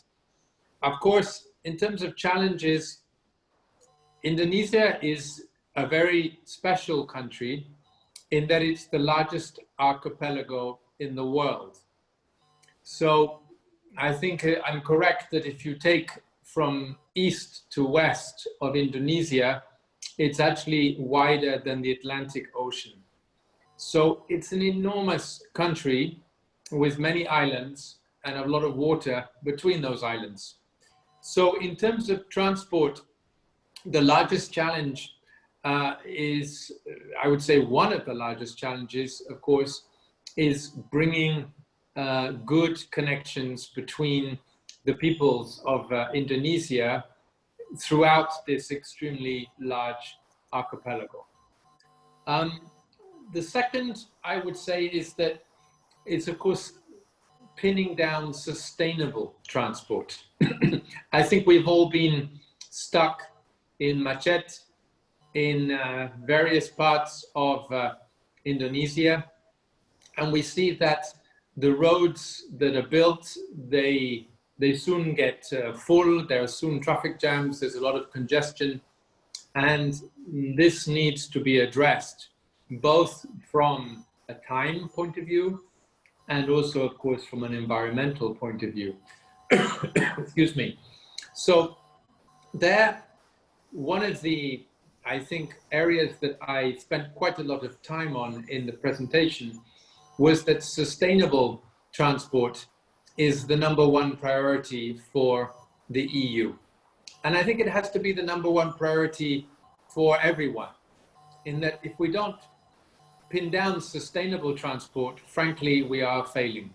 So we need to look, as I said in the presentation, at alternative fuel systems, both for cars, for maritime, also for that matter for ships in terms of liquid natural gas. So we need definitely to look at this side, and it's a very urgent, I would say, issue. We need to look at technical and digital innovations. We need to look at incentivizing also the use of different methods of transport. And I know in Indonesia, you're building now and have a very ambitious strategy of building rail connections. And that is definitely the way forward. You will have seen that in my presentation of the 24 billion that goes to transport infrastructure, most of it is going to rail and inland waterways. And this is definitely something that will be important also in Indonesia. Finally, I would say in terms of challenges, safety. Safety is extremely important. We mentioned road safety, but also aviation safety. Indonesia takes this very seriously, and so it should. And certainly the EU and Indonesia have worked together on this. But in Indonesia, you have one of the fastest growing aviation sectors in the whole world. When one looks at the growth of airlines, some of the low-cost carriers in Indonesia, such as, for instance, Lion Air and so forth, it is phenomenal. And we need, of course, to make sure that the growth is aligned with safety, which is what Indonesia is doing. And I would say then one of the biggest challenges will be air traffic management, because soon the skies above Indonesia will also become extremely full like they are in Europe. So I would say those are some of the challenges that I think are specific to Indonesia, but at the same time are shared by all of us in terms of looking at the sustainable transport, looking at safer and secure transport, and building on that going forward. In terms of inland waterways, yes, I think definitely we can look at cooperation between us. In the EU, we have 13 member states which have interconnected waterways. We have about a network of 37,000 kilometers of waterways, and they connect hundreds of cities and industrial regions. Now, if you look at Indonesia, you have 22,000 kilometers of navigable waterways at the moment. And 1/2, I believe, is in Kalimantan, 1/4 is in Sumatra, and 1/4 is in Papua. And there, I think that ranks Indonesia as the 7th largest country in terms of having the longest waterway network. So it's definitely something that's very important for Indonesia. We certainly in the EU promote it very much. It's a very clean form of transport. If you look at, for instance, the environmental side, the energy consumption in terms of kilometer per ton is much, much lower than road transport. I mean, it's about 17%. So from that side, it's definitely something I would say that could be particularly useful for freight transport in Indonesia with your very large network. And of course, we're very happy to share our experiences with you on that. In terms of maritime and COVID-19, a very good question was asked on seafarers. And this is an issue that we are taking extremely seriously the plight of seafarers. It's estimated that there are between 150,000 and 200,000 seafarers that are stuck at sea, and they have been stuck at sea for months. Now, this is something that the EU has raised at the highest levels.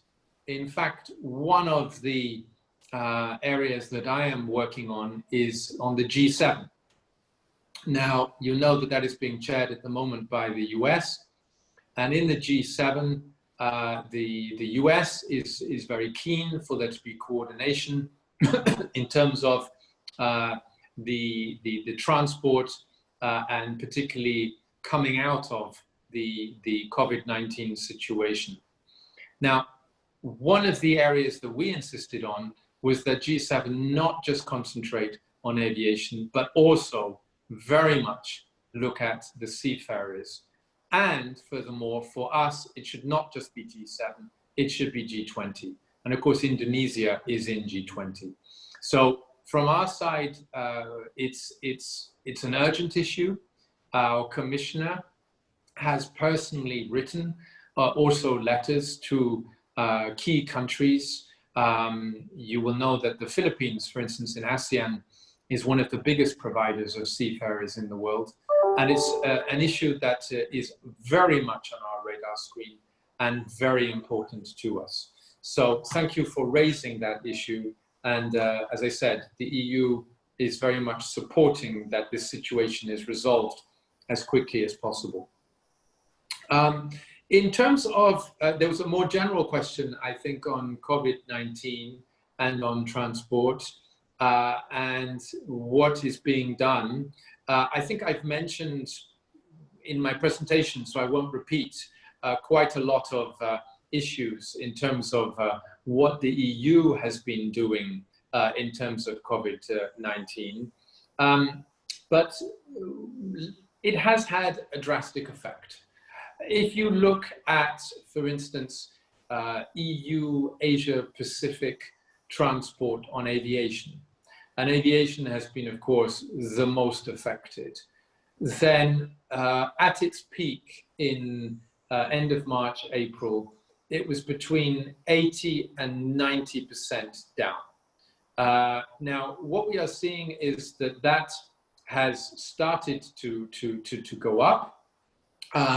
But in terms of the EU, we have been, first of all, we issued these guidelines on green lanes. It was very important to make sure that freight crossed borders, not just EU borders, but all borders, because trade is global, that we had speedy and continuous flow of goods and we avoided bottlenecks.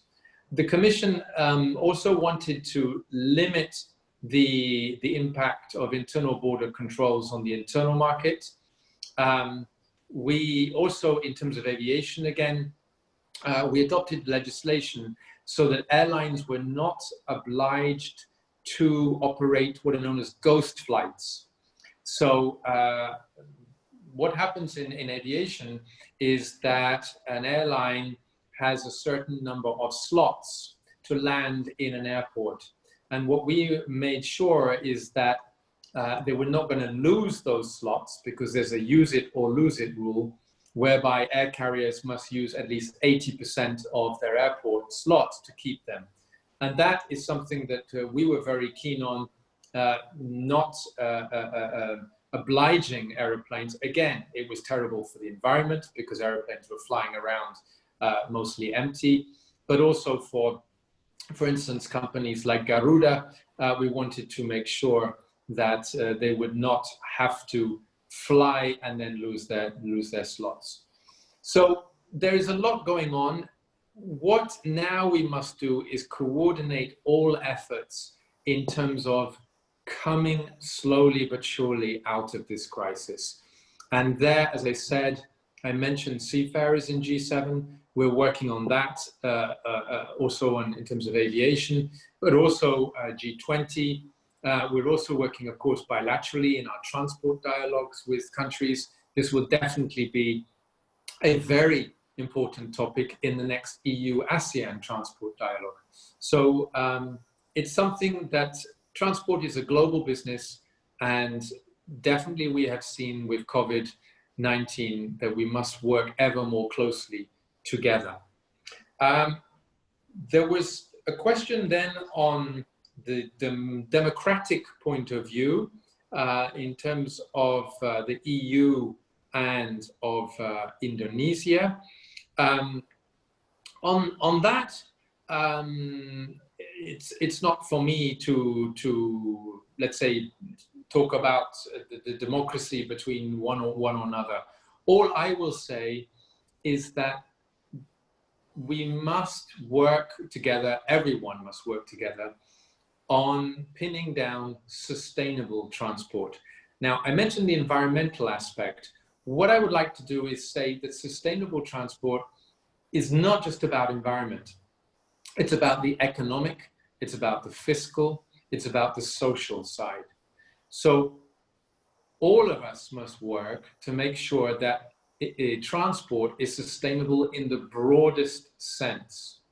That it, for instance, when we are constructing a new railway or a new road, that we have transparency in public procurement, that we have a level playing field, so that our peoples get the best deal and the best quality.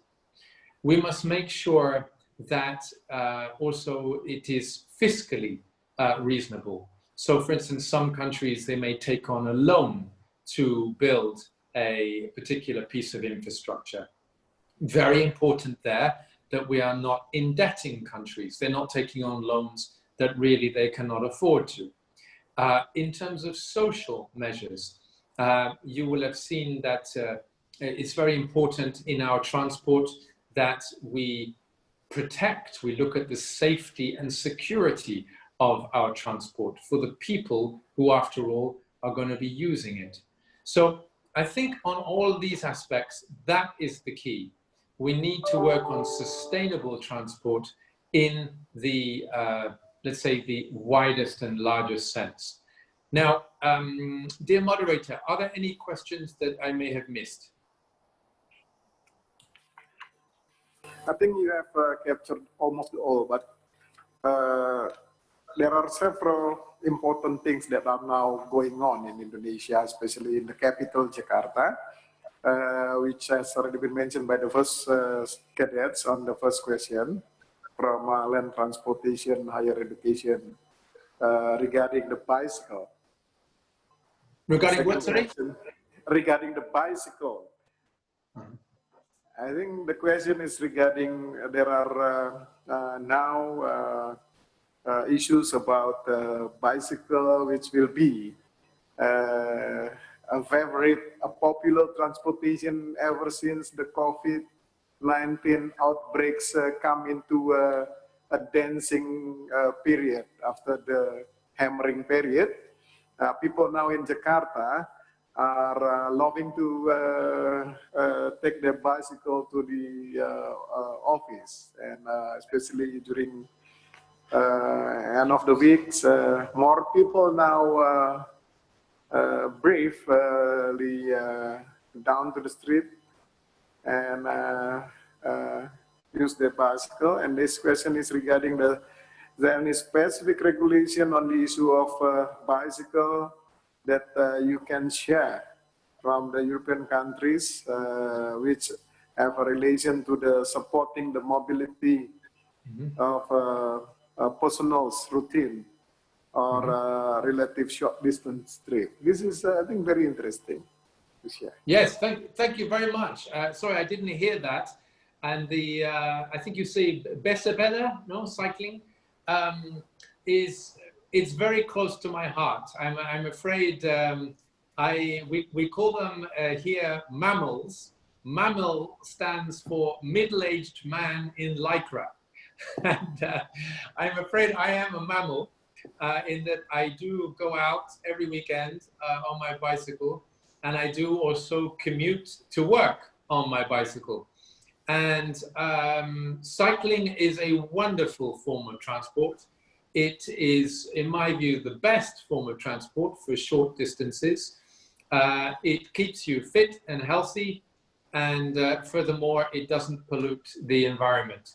So yes, in Europe, I must say, cycling has taken off massively, and particularly, I mean, I would say it's been during the last 5 years, decade, but also we have seen an increase during this COVID-19 pandemic, in that actually people were in lockdown, but in many countries they were allowed to go out for a walk or to go out on their bicycles.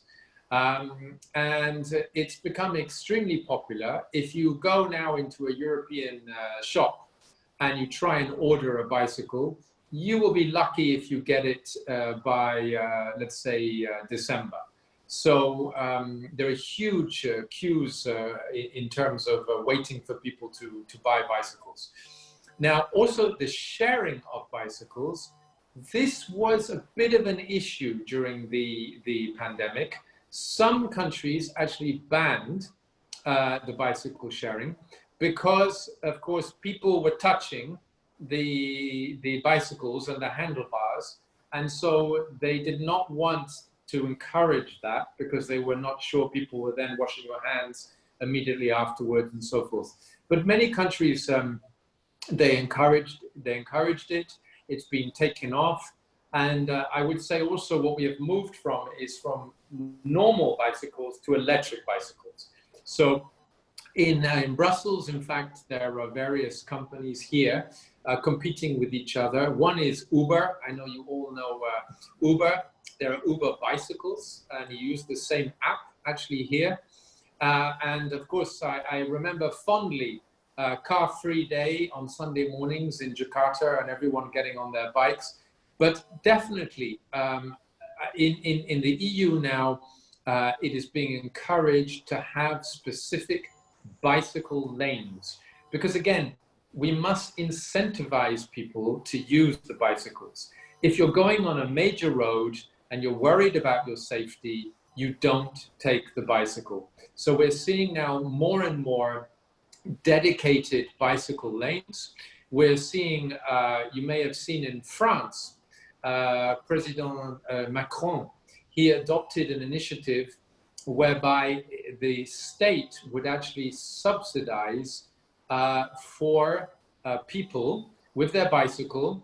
They could go to a bicycle shop and the state would actually pay up to a certain amount for it to be fixed, because people had bicycles in their garages they had not used for many years. So again, we need to look at these different incentives. In many countries also, they are reducing the speed limit inside cities down to 30, and in many cases down to 20 kilometers an hour. And this again is a massive incentive for people to use bicycles because it makes it much, much safer. So yes, very good question. Thank you for that question. I think the bicycle has a major future. And certainly in Europe, for short distances, they are being encouraged and they are being incentivized also by government policies. Yes, thank you very much. That's very much very important information that you've given. So I think we should ask our cadets, as this is a general lecturer. Before then, I will I will request the head of the Center of Land Transport and the air transport, civil aviation transport, HRD. I would like to ask once again the cadets if you are fulfilled with the answer given by Mr. Rose. Those who are, I think, can we see the screens? And if everybody happy? If the cadets happy, please raise your right hand. Yeah, so now count 1 to 3. If everybody happy, cadets, please raise your right hand to the answer of Mr. Rose. 1, 2, 3. They are very happy. So thank you very much, Mr. Rose. Yeah, that's very kind. I should ask apology to all the cadets. Yeah, cadets, you are doing great today, and I think you have gained a lot of experience now, jumping up into maybe 10 years of your present status by having the presentation, question and answers, and several clarification of the question and answer. Please do apologize because of there are several questions also still with the steering committee. And I hope that the steering committee might be accepted by Mr. Rose to forward all those questions that has not been answered yet. And those questions maybe could be facilitated later on so that the cadet would be very happy with that. And I would now request the two head of the center who are present in this room together with us, Mr. Suharto and Mr. Heri. Mr. Suharto, the floor is yours, sir. The head of Center for Land Transport, Human Resources Development. The Honorable Head of Economic and Transaction Europe Union Delegation to Indonesia and Brunei, Mr. Quarto. Let me start by thanking the Human Resources Development Agency of Transportasi for hosting the online general lecture of the current transportation condition in the European and its colleagues. It was a successful general lecture today. I would first like to thank our panel of eminent speakers, Mr. Rose, for their valuable insight on sharing and delivering the current condition for Europe policy on mobility and transport. This information is very useful for us to grow our knowledge and enrich to our job competencies in the transportation sector according the recent transportation problem and its challenges and the comparative solution as well. As we know, Human Resources Development Agency on Transportation is the institution under Ministry of Transport that has tasked to develop Indonesia, the human resources in the transport field. Regarding to this responsibility has a big challenge to transfer updating transport knowledge to every transport planner, transport engineer, and transport policy maker about the concept how to manage comprehensive transport development and transport safety. I'm glad this afternoon general lecture was able to address many of these issues. And of course, the debate will not stop here, but the more we can promote discussion like today, the better we will prepare to cooperate in the future for the increased welfare and prosperity of all. Thank you. Thank you, Mr. Suharto. And Mr. Heri, floor is yours, sir. Thank you, Mr. Satua. I appreciate you, Mr. Harvey. Your presentation is very interesting, and then you sharing knowledge about transportation in Europe. And we have one question for you. You cite about the sustainability. In Europe, the emission from transportation is 25%. And then you have program to reduce emission 90% in 2050.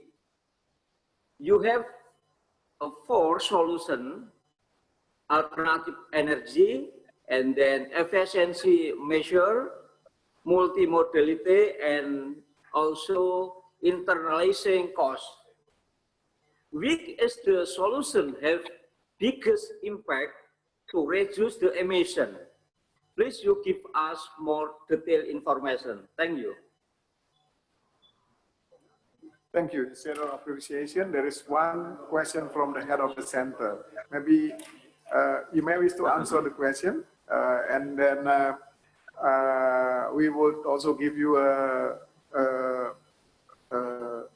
final statements of your presentation after this, and then I will conclude the session, and then we will continue with the rest of the agenda. Thank you, Mr. Ross. Yeah, thank you very much. Thank you very much. It's a very good question. Definitely, the EU is extremely ambitious on this, but frankly, it's the only way forward. Transport is part of the problem when it comes to climate change, and it has to be part of the solution. And right now, if we don't do anything, by 2030, the CO2 emissions will actually be higher than they are now. So we need to work across the board. And there's no, as sometimes people refer to it, there's no silver bullet. We need to look definitely at the increased use of alternative fuels. That will be a major, major part of it. We need to look at technical and digital innovation. As I was saying, the efficiencies that we can get from this digital wizardry can also massively reduce emissions. And we need to also look at price signals in terms of internalizing costs through road charging and so forth, something that already you have adopted to a certain extent, of course, in Indonesia.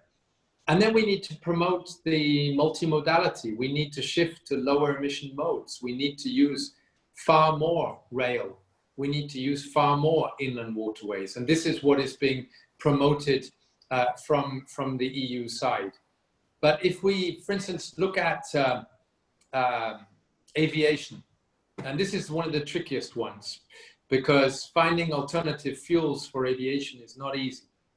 But connectivity will continue to have an essential part in citizens' lives.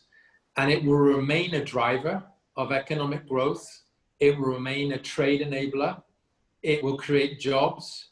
And it will foster cultural and people-to-people exchanges. But, and this is the but, to keep its license to grow, and it is growing phenomenally, and you see that in Indonesia far more than we do in Europe. If you look at aviation growth in Indonesia, it is massive. But if we look at that growth, the global aviation industry, it needs to collectively bring emissions down quickly and permanently. But it also needs to implement a comprehensive basket of measures. As I say, one, improved fuel efficiency of aircraft. If you look at the new aircraft, they are using far, far less fuel than the old ones. And I'm sure we can do even better. We need to look at operational efficiency improvements. There I was looking at air traffic management, for instance. We need to look at market-based measures, and we need to look at definitely the uptake of sustainable aviation fuels, which do exist, but we need to incentivize them more. So, as they say, I think it was actually Abraham Lincoln, although many claim he did not say it, but it's a quotation that is linked with him. He said, "The best way to predict your future is to create it." And in terms of predicting our future, we all want a future whereby we can all live on this planet. And for that to happen, we need to address climate change. And therefore, we need sustainable transport. So we have to do it. And I'm sure that, and I've given you a list of measures that we are looking at in the EU, but we need to work with each other. And there, for instance, if you take the International Civil Aviation Organization, we are working with you, ASEAN, Indonesia, there on, for instance, CORSIA, which is, again, offsetting carbon emissions. We are working with you in the International Maritime Organization in terms of there also reducing maritime emissions. So it's a global problem, and we must, let's say, work together for a global solution. In my final remark, I would just like to say thank you very much for inviting me to speak with you today. I'm sorry we did not have more time for your questions. The ones I heard were already extremely interesting. And all I can say is that Indonesia is a fantastic country. I miss Indonesia. I miss you. And I believe that Indonesia has a very bright future. And you, the cadets, you have picked, I think, a fantastic career path, because transport, as I said, is going to change more in the next 10 years than in the last 100 years. And you, cadets, you are going to be part of that. You are going to be building the future of Indonesia. You are the ones that can drive forward sustainable transport in its broadest sense. You are the ones that make sure that transport drives the Indonesian economy forward in a sustainable way. You are the ones that will bring people to people throughout Indonesia, throughout your beautiful, wonderful country, together in the most sustainable way. And you're going to have a really exciting future. So really, from me, congratulations on being cadets in transport. You've picked, I think, a really fantastic career. You're going to have a lot of interesting things to do. And you, the youth of Indonesia in transport, will play a major part in Indonesia going forward. And thank you for the opportunity for me to be talking with you. Terima kasih.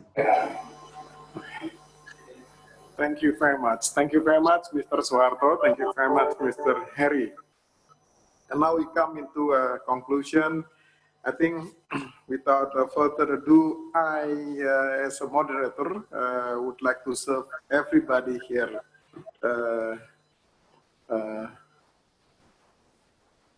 completely delightful. And I would like to take the opportunity also that the presentation and all the opening from the opening remarks and speeches are all very fruitful to the cadets. There are 3 topics that has already been explained and presented: EU decision-making, challenges facing transport, and solution for transport.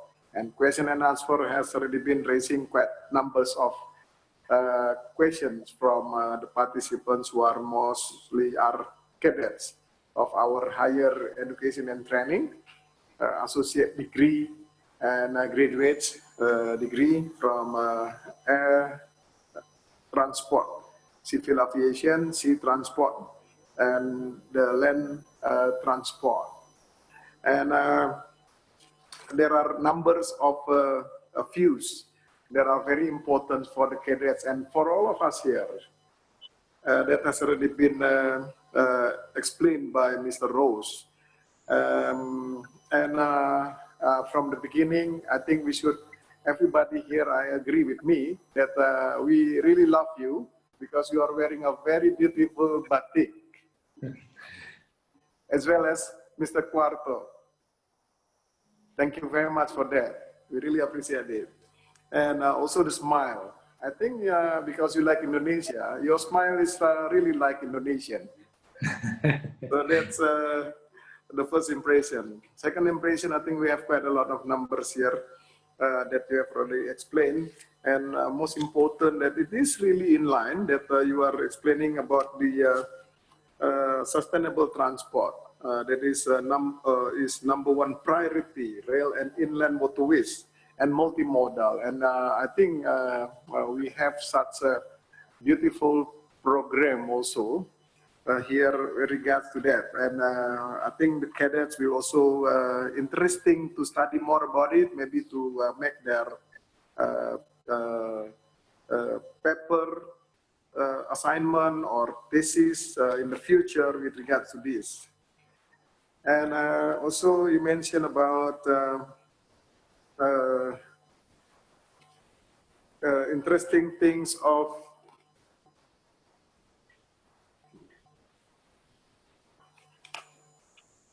cyber. You mentioned about cyber security, and it is a popular discussion now with regard to the COVID-19, where we are all using the digital e-learning and also digital transformation. And also a special notification. In 10 years, the transport will change, facing the robust change. So cadets, please prepare yourself. I think there has been a spirit given by Mr. Rose to you. So please prepare yourself, because now in 10 years from now, these cadets will be the officials of our governments. And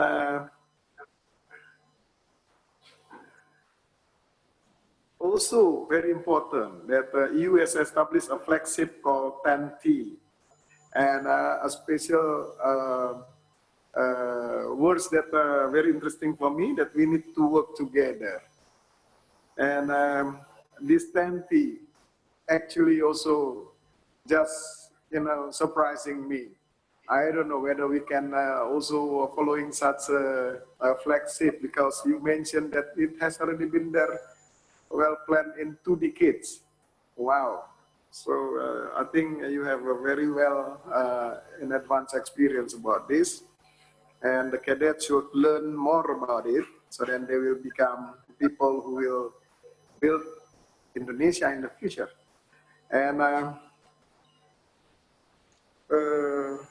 you mentioned about that the driver in Europe are not really very safety now because of your bicycle experience, yeah? This is interesting for us because we really love bicycle now in Jakarta. And also, this is important also, that in EU, there's a need to attract young people and women, yeah, in transport. Yeah. I think especially for the maritime, we are also in a very urgent need to have a maritime in women in maritime, and this is now women in transport. So for all the female cadets, it is your time now. You are very demanded female cadets, and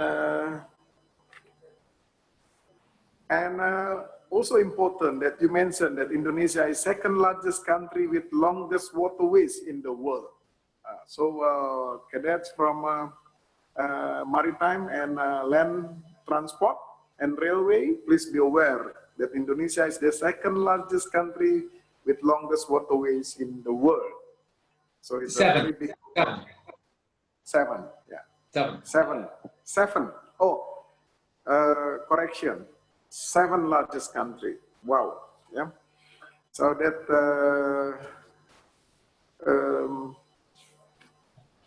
yeah, and I think there are a lot of more here information which is, I think I better keep it myself because very important for our discussion further. And I agree with you that the best way to predict the future is to create it.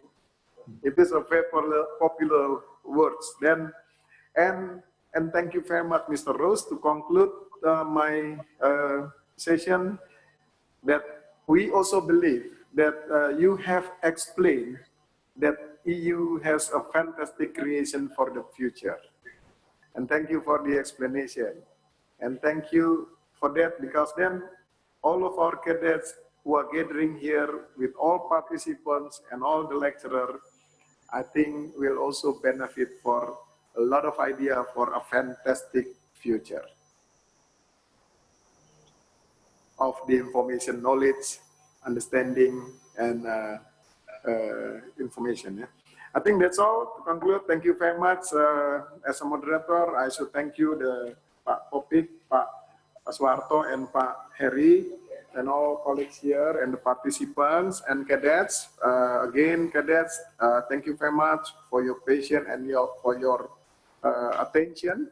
And everybody gathering here, thank you very much once again. Terima kasih.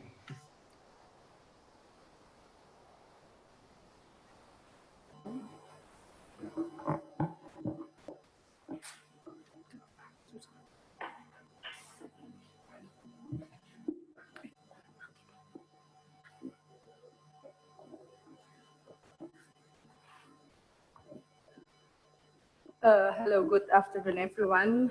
I would like to take this opportunity to once again thank all of you for your actively participating in this general lecture this afternoon. As mentioned at the opening of this event, that this general lecture has been possible happen through an excellent cooperation among Human Resources Development Agency on Transportation, European Commission, and European Union Delegation to Indonesia and Brunei. This general lecture is going to end now. However, our coordination, cooperation, and collaboration has just to begin. Ladies and gentlemen, my sincere appreciation goes to all of you, but since this situation of pandemic COVID-19, so we conducted this general lecture virtually through this webinar. That is why the token of appreciation also will go virtually. We're very sorry for that.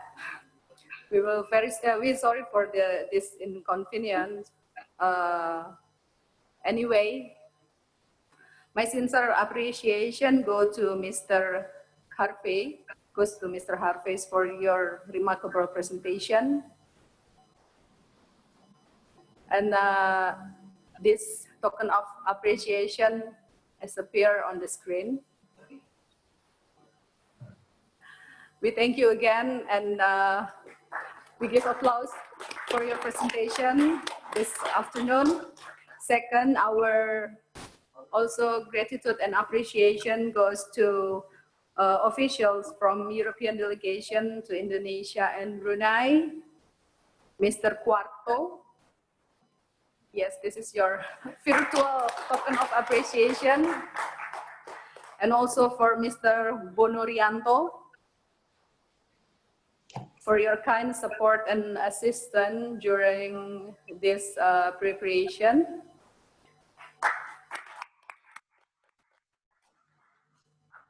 And of course, for our moderator this afternoon, Captain Simatupang, for your excellent guidance during the lecture and discussion. And last but not least, for all the participants, official, cadets, for your active participation and for your productive and fruitful discussion this afternoon. Finally, I wish you all very success in your life. Please stay healthy and stay safe. Good afternoon. Terima kasih.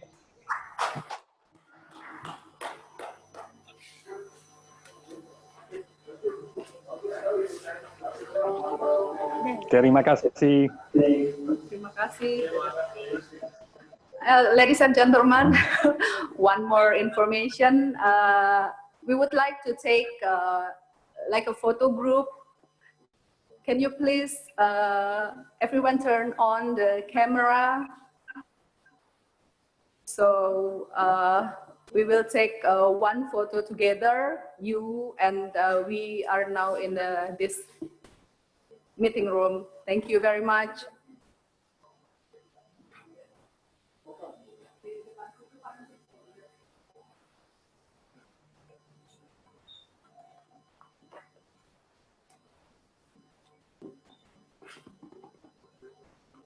Satu layar besar aja, Mas.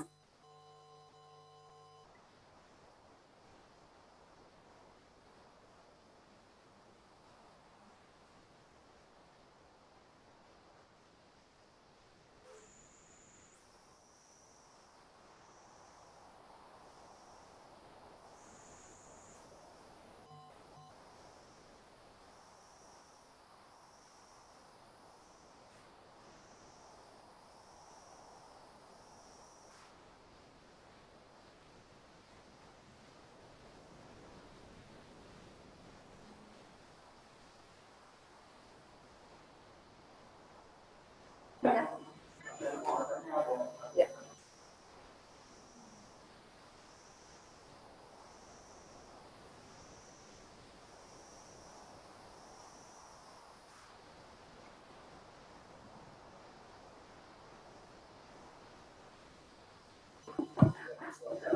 Thank you again. Good afternoon and see you again.